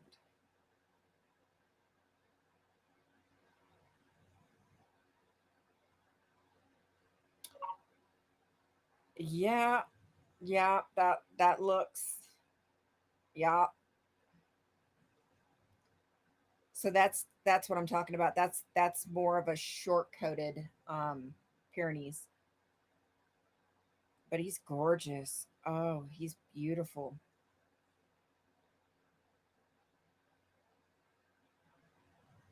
Gorgeous. Yeah, that's more Archie. Oh, yeah, that's more of a short coated Pyrenees. Some of them have that shorter coat, um, and some of them have the larger coat or the longer coat. Conrad has the longer flowy coat. Yeah, he's beautiful. Yeah, yeah. Conrad has just this magnificent, just long white. Well, not even pure white, but just a touch of cream.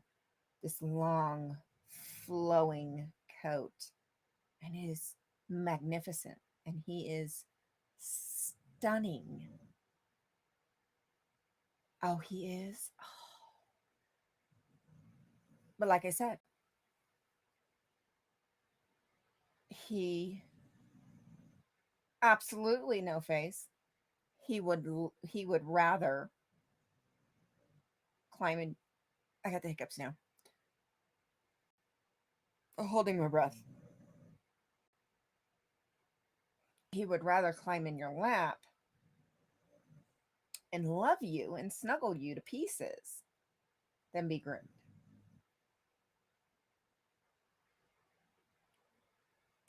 That's Conrad. So it's interesting. It is interesting, to say the least.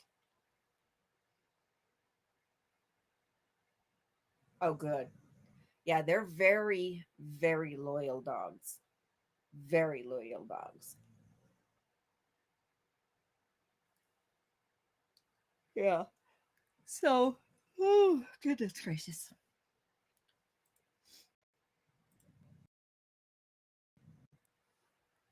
Uh,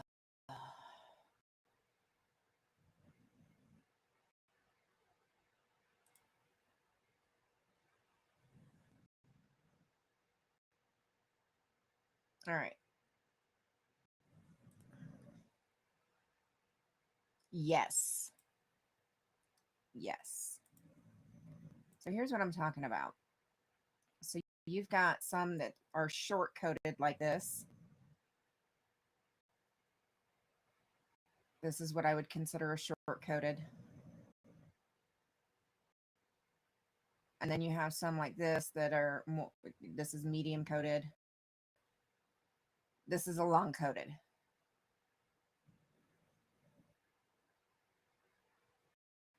Long coated. Long coated. So you have variance in the coat length. of the Great Pyrenees.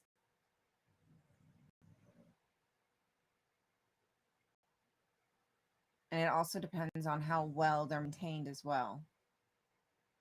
So this is one that I would consider long coated because of how full the coat is and how long the hair is around the mane, the undercarriage.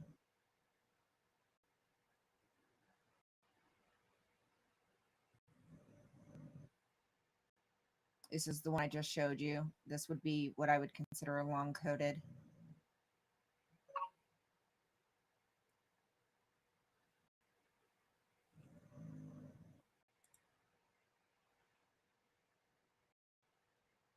This one I would consider short coated.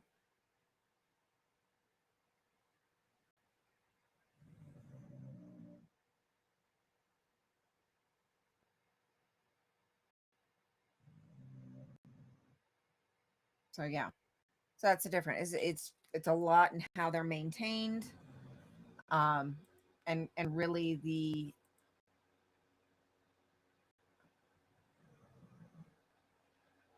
I can't touch the roof of my mouth with my tongue, Becky. I have dentures.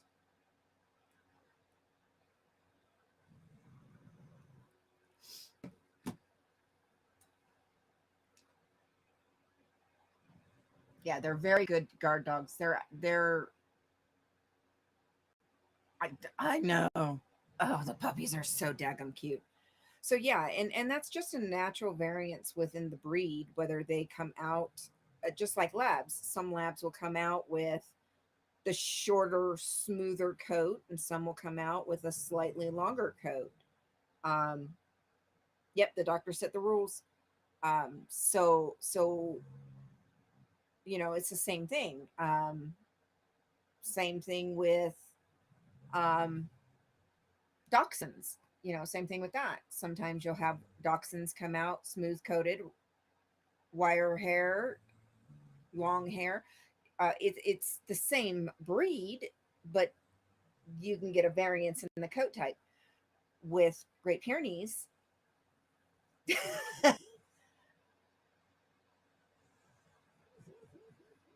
hang on.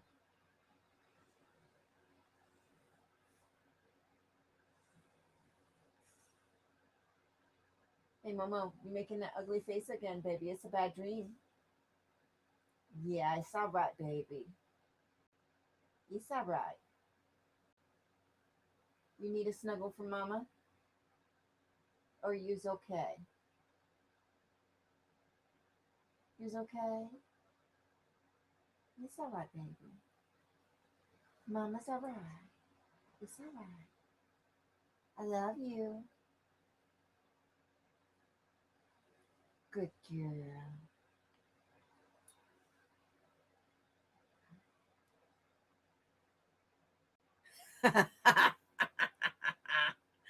So Great Pyrenees is the same way. You'll just get a variance in the length of coat. And Conrad is just a magnificent flowing white coat.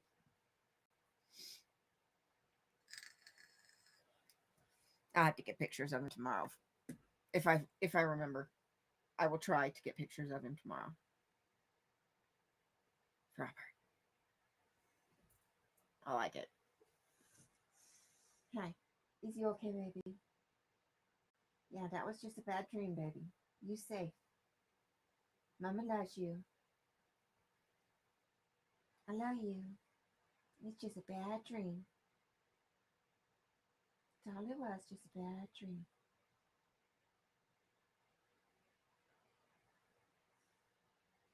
You's a good girl. Hey, do you want to come say hi to Carrie Ann? She popped in. You want to say hi? Do you want a cookie? Scare away that bad dream? Come on.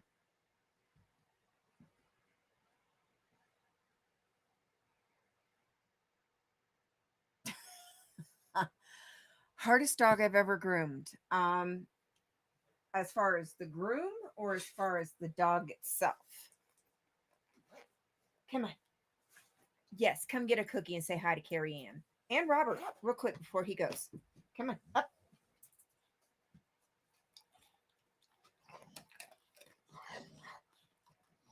Yeah, yeah.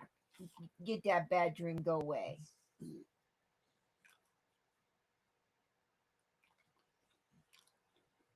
Yeah, my baby. Yet. Get that bad dream go away. Yet. Oh. Get that bad dream go away. Oh, yes. I'm here. You're safe. Yet. You safe. Yet. You safe. You safe. Mama got you. Mama got you. I got you. I do. I got you. Yeah.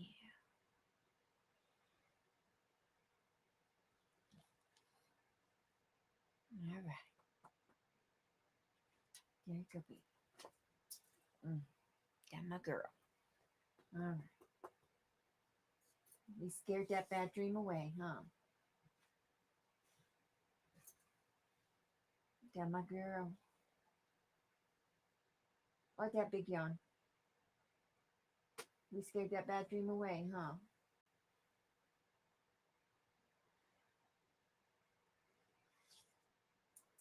Are you getting into bed now? Finally? You getting all up in my blankets? Okay. All up in my blankets. There she be.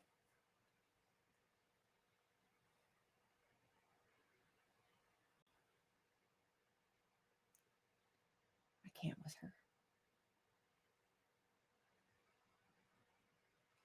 Okay, so to answer your question, Becky, if you're talking about behavior wise, hmm,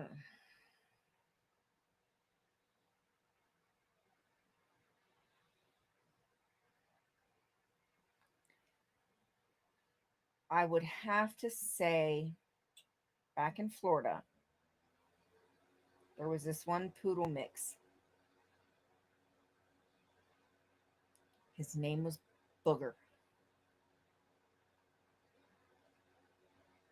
And I'm going to say he was every bit his name, but it was not his fault. He was I would say he wasn't a mini, but he wasn't a full size standard, and he was some kind of poodle mix. He was a rescue. Bless his heart, he was older than dirt. Um,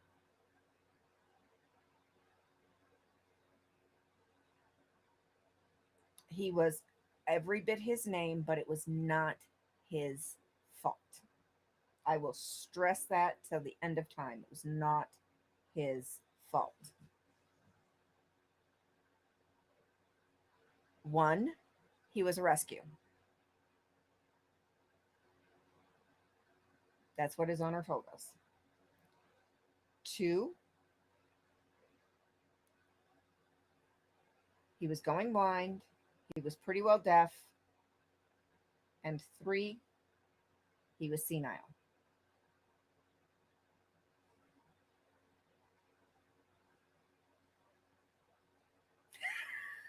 No thanks. So all of that was not working in his favor. So um, I would say that that was probably the hardest dog I've ever had to groom, because I knew with him there was absolutely no chance of rehabilitation with him. There was no hope of making the experience better for him. No, no, no. This was a dog back in Florida that I had many years ago. Um,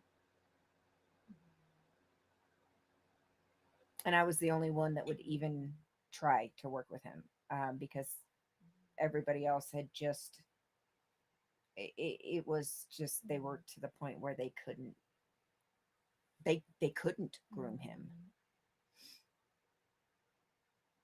for some reason. I could,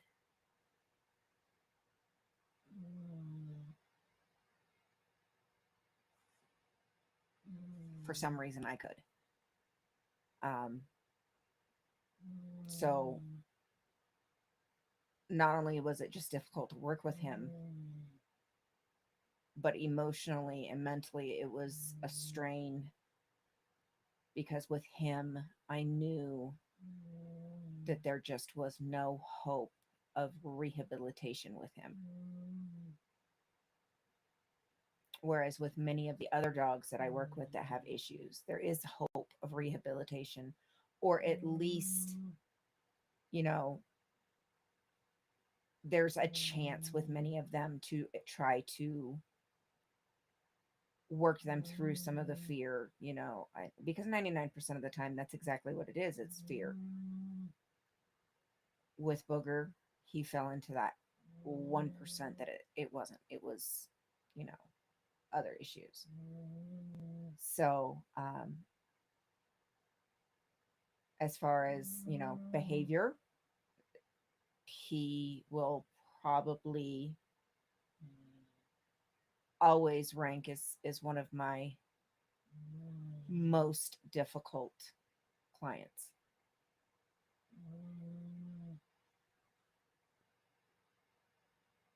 As far as like just in general breed, I don't know.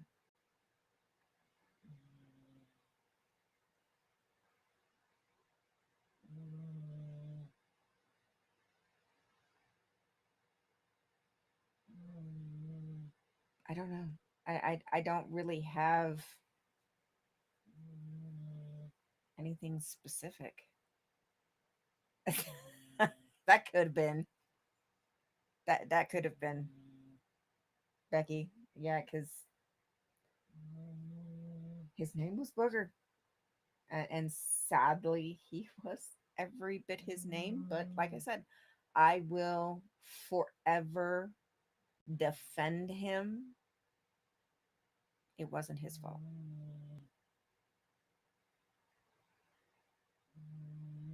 It was 110% not his fault. And I will forever to the end of time defend him for that.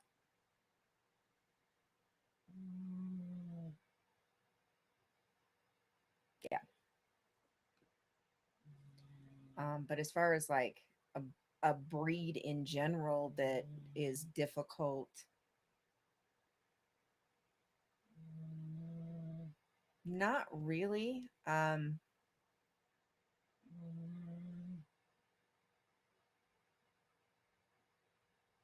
I tend to approach each dog as an individual.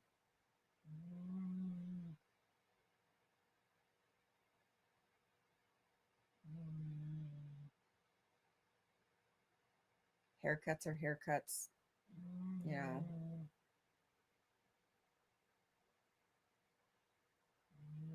Yeah, it yeah.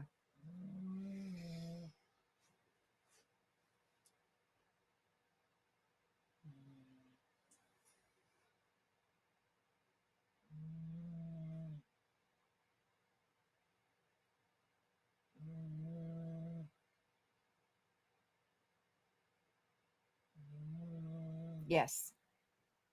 Yeah, there have been a few times where I just wanted to really um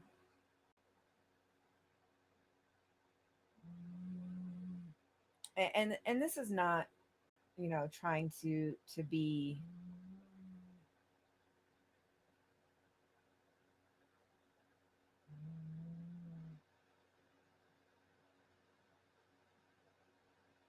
Yeah. Um, this is not trying to be holier than thou or anything like that. But there sometimes needs to be some level of common sense and responsibility when you have a dog, and sometimes you have to be realistic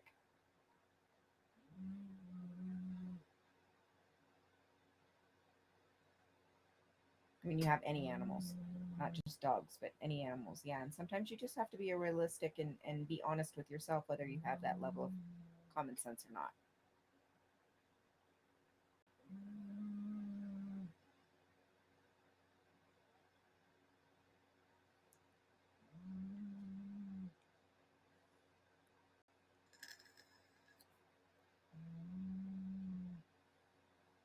You have to be realistic with yourself, and also it's not just about that, but you also have to be realistic with the lifestyle that you lead. If you have a poodle and you're realistically not going to brush your poodle on a regular basis, then you need to bring your poodle to the groomer and have a realistic hairstyle. You shouldn't have a hairstyle with your poodle that's going to be long and flowy and fluffy if you're not going to brush your dog regularly, and then only come to the groomer every 3 months. That's not healthy. I'm not just talking about, money in the groomer's pocket. I'm talking about overall health for the dog. That's not health for the dog. If you only want to go to the groomer every 3 months, then you need to have a realistic hairstyle for the lifestyle that you live at home. And that's something that I really try to be honest with my clients about.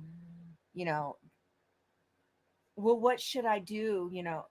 Well, it's not up to me. One, you're the one that has to look at your dog every day.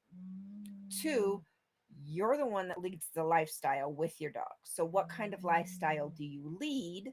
And how realistically often are you going to manage your dog's hair at home? Those are the questions that we need to talk about.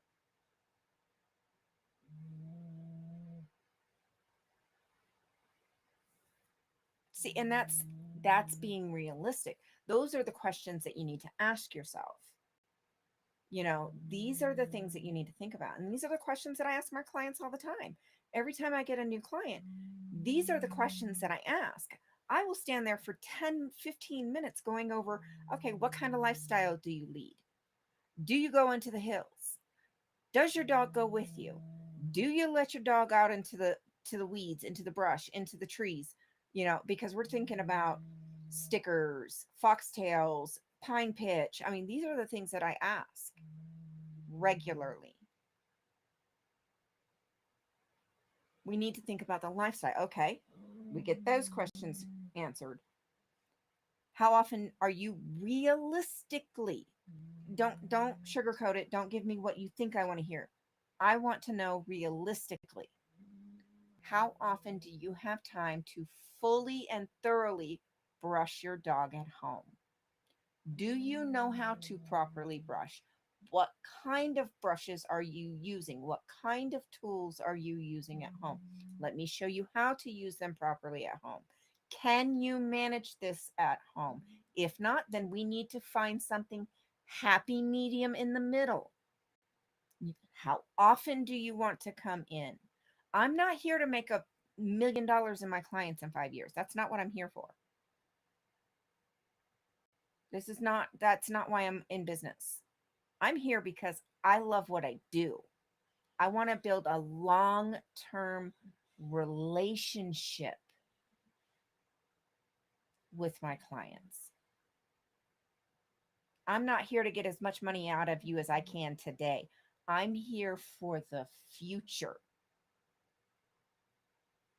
I'm here for the long term overall health of your dog, not just for the few hours that they're going to be in my shop today.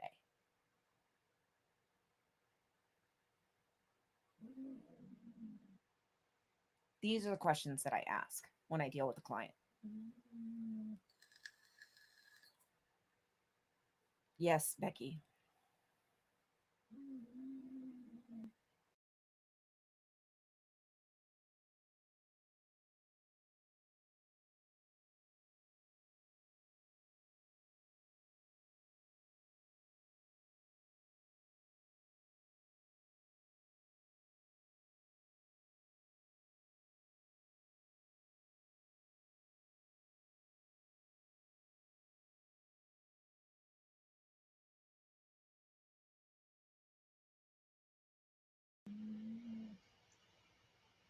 It's not just about what I do in the shop when the dog is there.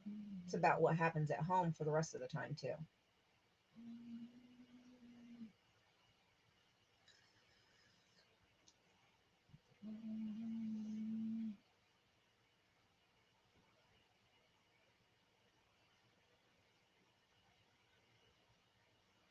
And that's something else you have to think about too when you're looking at potential new dogs. That's why we didn't get her when very first time I saw her listed, because Pogo was sick. We didn't get her for a whole nother month, because I saw her listed at the beginning of September. We didn't even go to the pound and see her until October.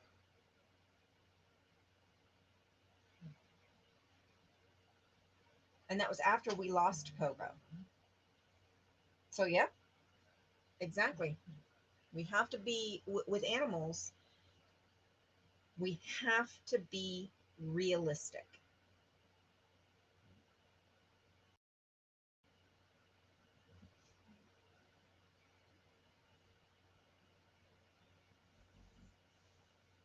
That's good. That's good.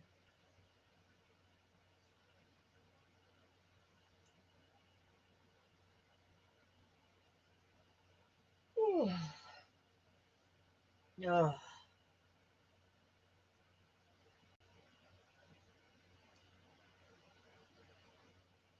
Yeah. So we didn't even get her, even though I saw her listed in September, we didn't even get her until after we lost Pogo.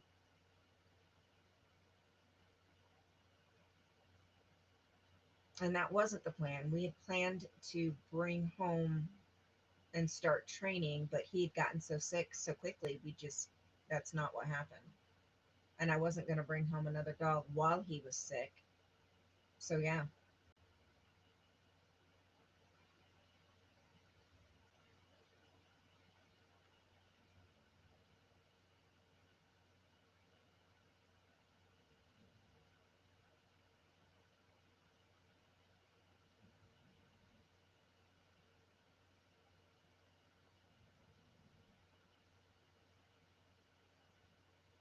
Yes.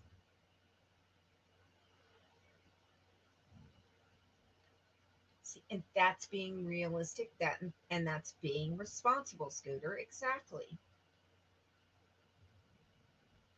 Exactly. And that's exactly what it comes down to. You're being realistic and responsible, not selfish. I love it.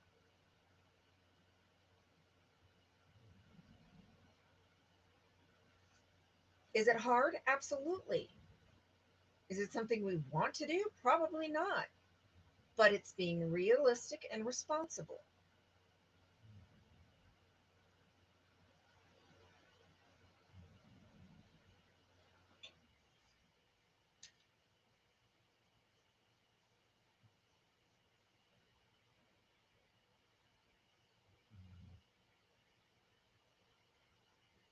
Yeah, no face. You got it. You nailed it right there.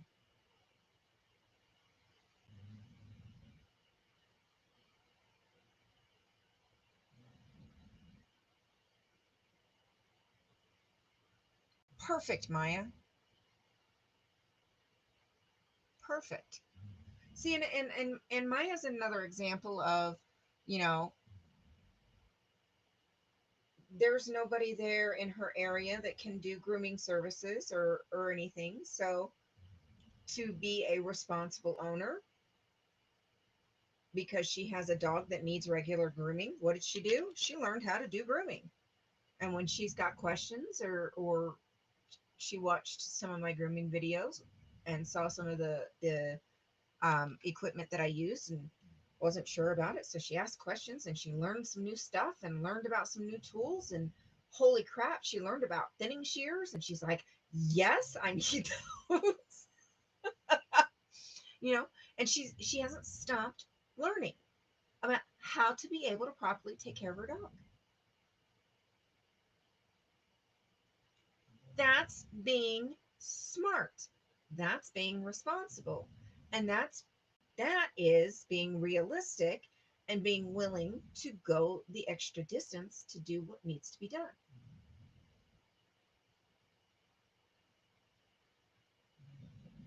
No face? Sometimes it is.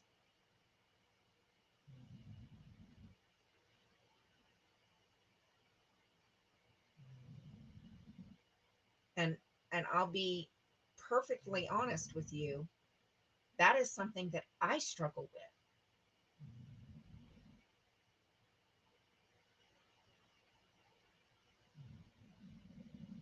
I can be goofy, I can be kind, but being soft is something I struggle with.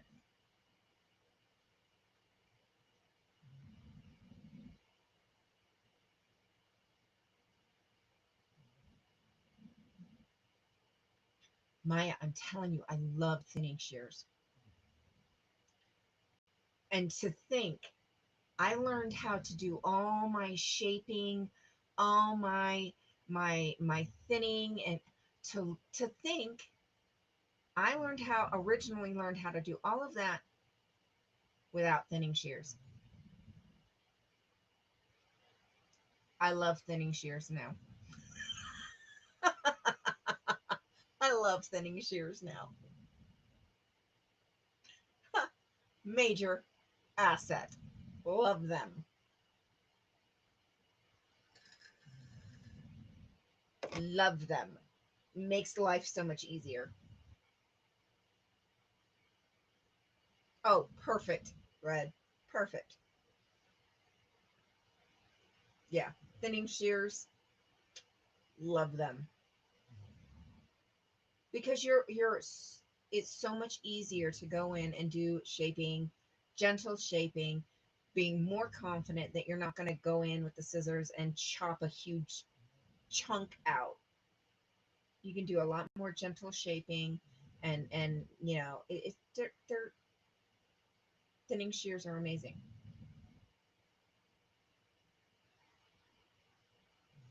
Well, no face. Exactly. And it just smooths things out so nicely. Thinning shears are amazing.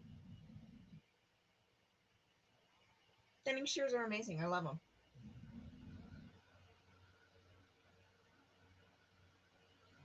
They're amazing. No face. You don't have to worry about thinning shears. Thinning shears wouldn't work on your hair. They would not work on your hair.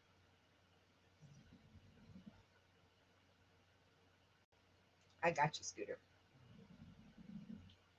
Yeah, I'm definitely not going over tonight. I am definitely not arguing tonight.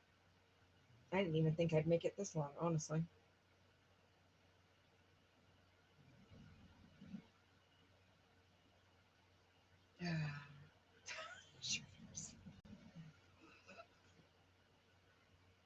Yeah, thinning shears would not work on your hair. No, no, not at all. Yeah, no, thinning shears are amazing.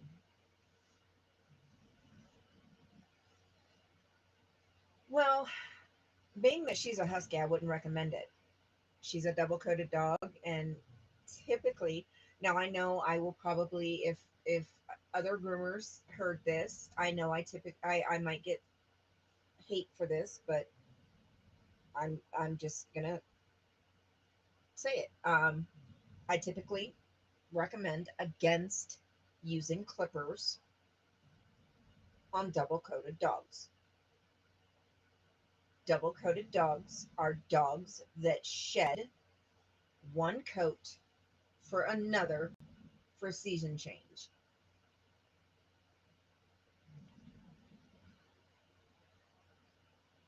Exactly. You don't have to worry about that with thinning shears. So much easier. And then because you know you won't cut that huge chunk out, you're much more confident in your haircuts. Makes a huge difference. Um, So that's what a double coated dog is one is a dog that will shed out its coat for season change. Using clippers on a double coated dog, you run the risk of permanently damaging the coat. Ultimately, those risks could potentially lead to what veterinarian scientists have finally started putting a name to, and that's called post clippering alopecia. So I typically recommend against clipping double coated dogs. And because they are husky and husky mix, I would not give them a haircut. Now you give them regular shed treatments, good blowouts, and that will help with the shedding and keep it under control for the most part, unless they're doing their big shutouts. But I would not recommend giving them a haircut because you could potentially damage the coat.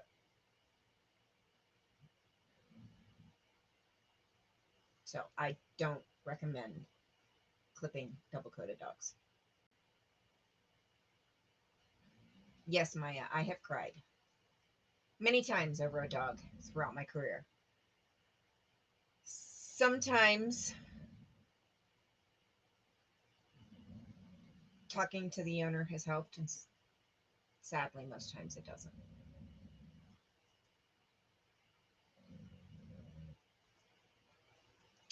Um, but yes, I have cried over many dogs. I have.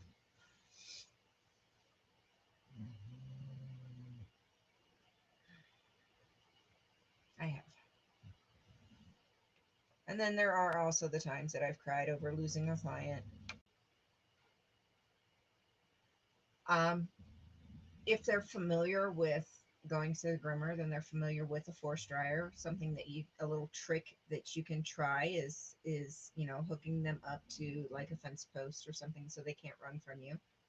If you have a shop vac that has dual ports, a vacuum and a blower port, and you have the flat crevice tool that came with your shop vac. I know I'm this last little tip, and then we're out. Um, put the hose, rinse your shop vac out so you're not blowing dirt or debris into Luna or either one of them. Give it a quick rinse out, empty it and give it a quick rinse out. Take the hose and put it on the blower port of your shop vac and use the flat nozzle and blow them out. Put a mask on or something so you're not breathing the hair. You're not used to it, or if you have allergies or asthma, put a mask on and blow them out. That will help with a lot of the shedding. It will also help to reduce how much you have to brush.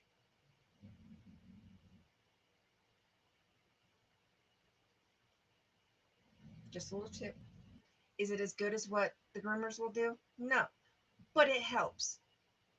If you have somebody coming over that has allergies, that can't handle it, and you don't have time or funds to get them into the groomer, it's a quick trick. Exactly, no face. Do it outside. Do not do it in the house. Do it outside. But it's a quick trick. It's a little tip that I tell even my clients.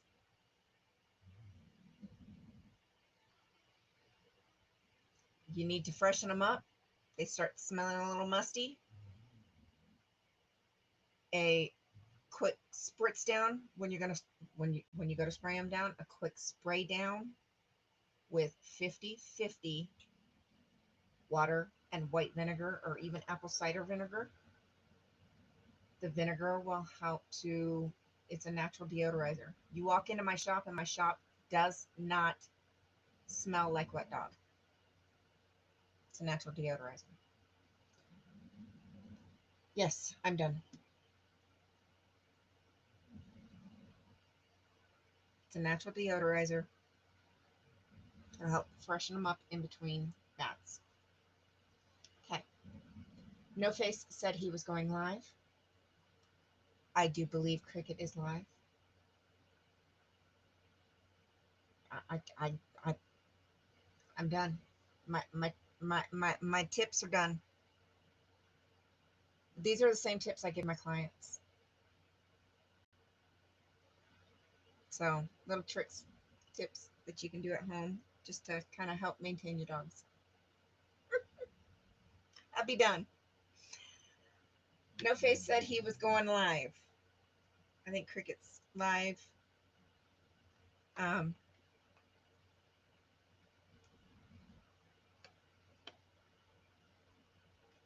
Nightcraft. I'm getting luck. We started talking dogs. Y'all know. Don't, yeah. We started talking dogs. Y'all know. I could go for hours talking dogs.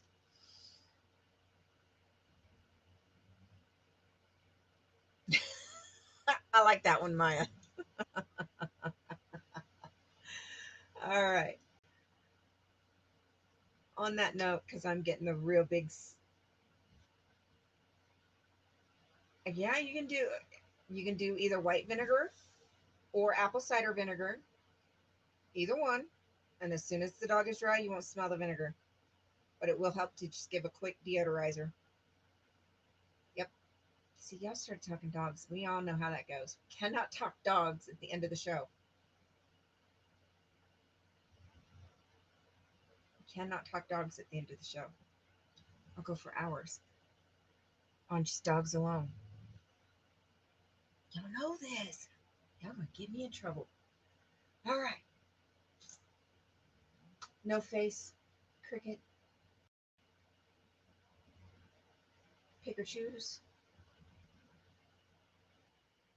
And then I don't think we have um, any major news other than I do believe Gnome is still in the hospital, so continue to um, keep him in your thoughts. Cricket's stepdad is still in the hospital. Continue to keep him and her family in your thoughts. Um, I think that's it. Okay. I'm pretty sure that's it. Um,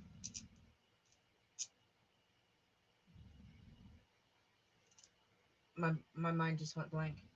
What was I fixing to say? Oh, we're headed out. That's what we're doing.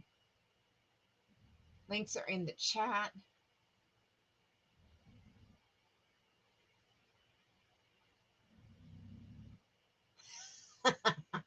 No Face. Okay, we're going. Okay. Okay, we're going. Okay, we're going. All right.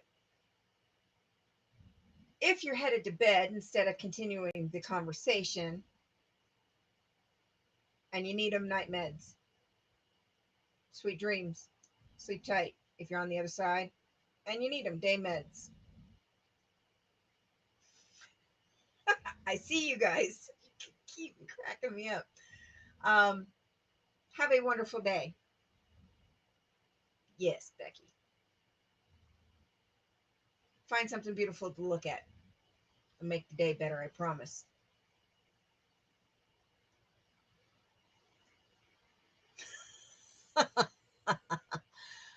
um,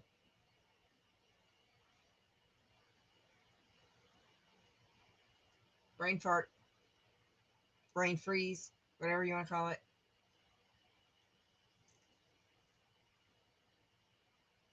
Don't forget a little bit of kindness, smile, a little bit of love. Make this world a better place. And don't forget to be kind to yourself. I will talk to you guys later. Oh, yeah, and Mo. There she is. She says good night too.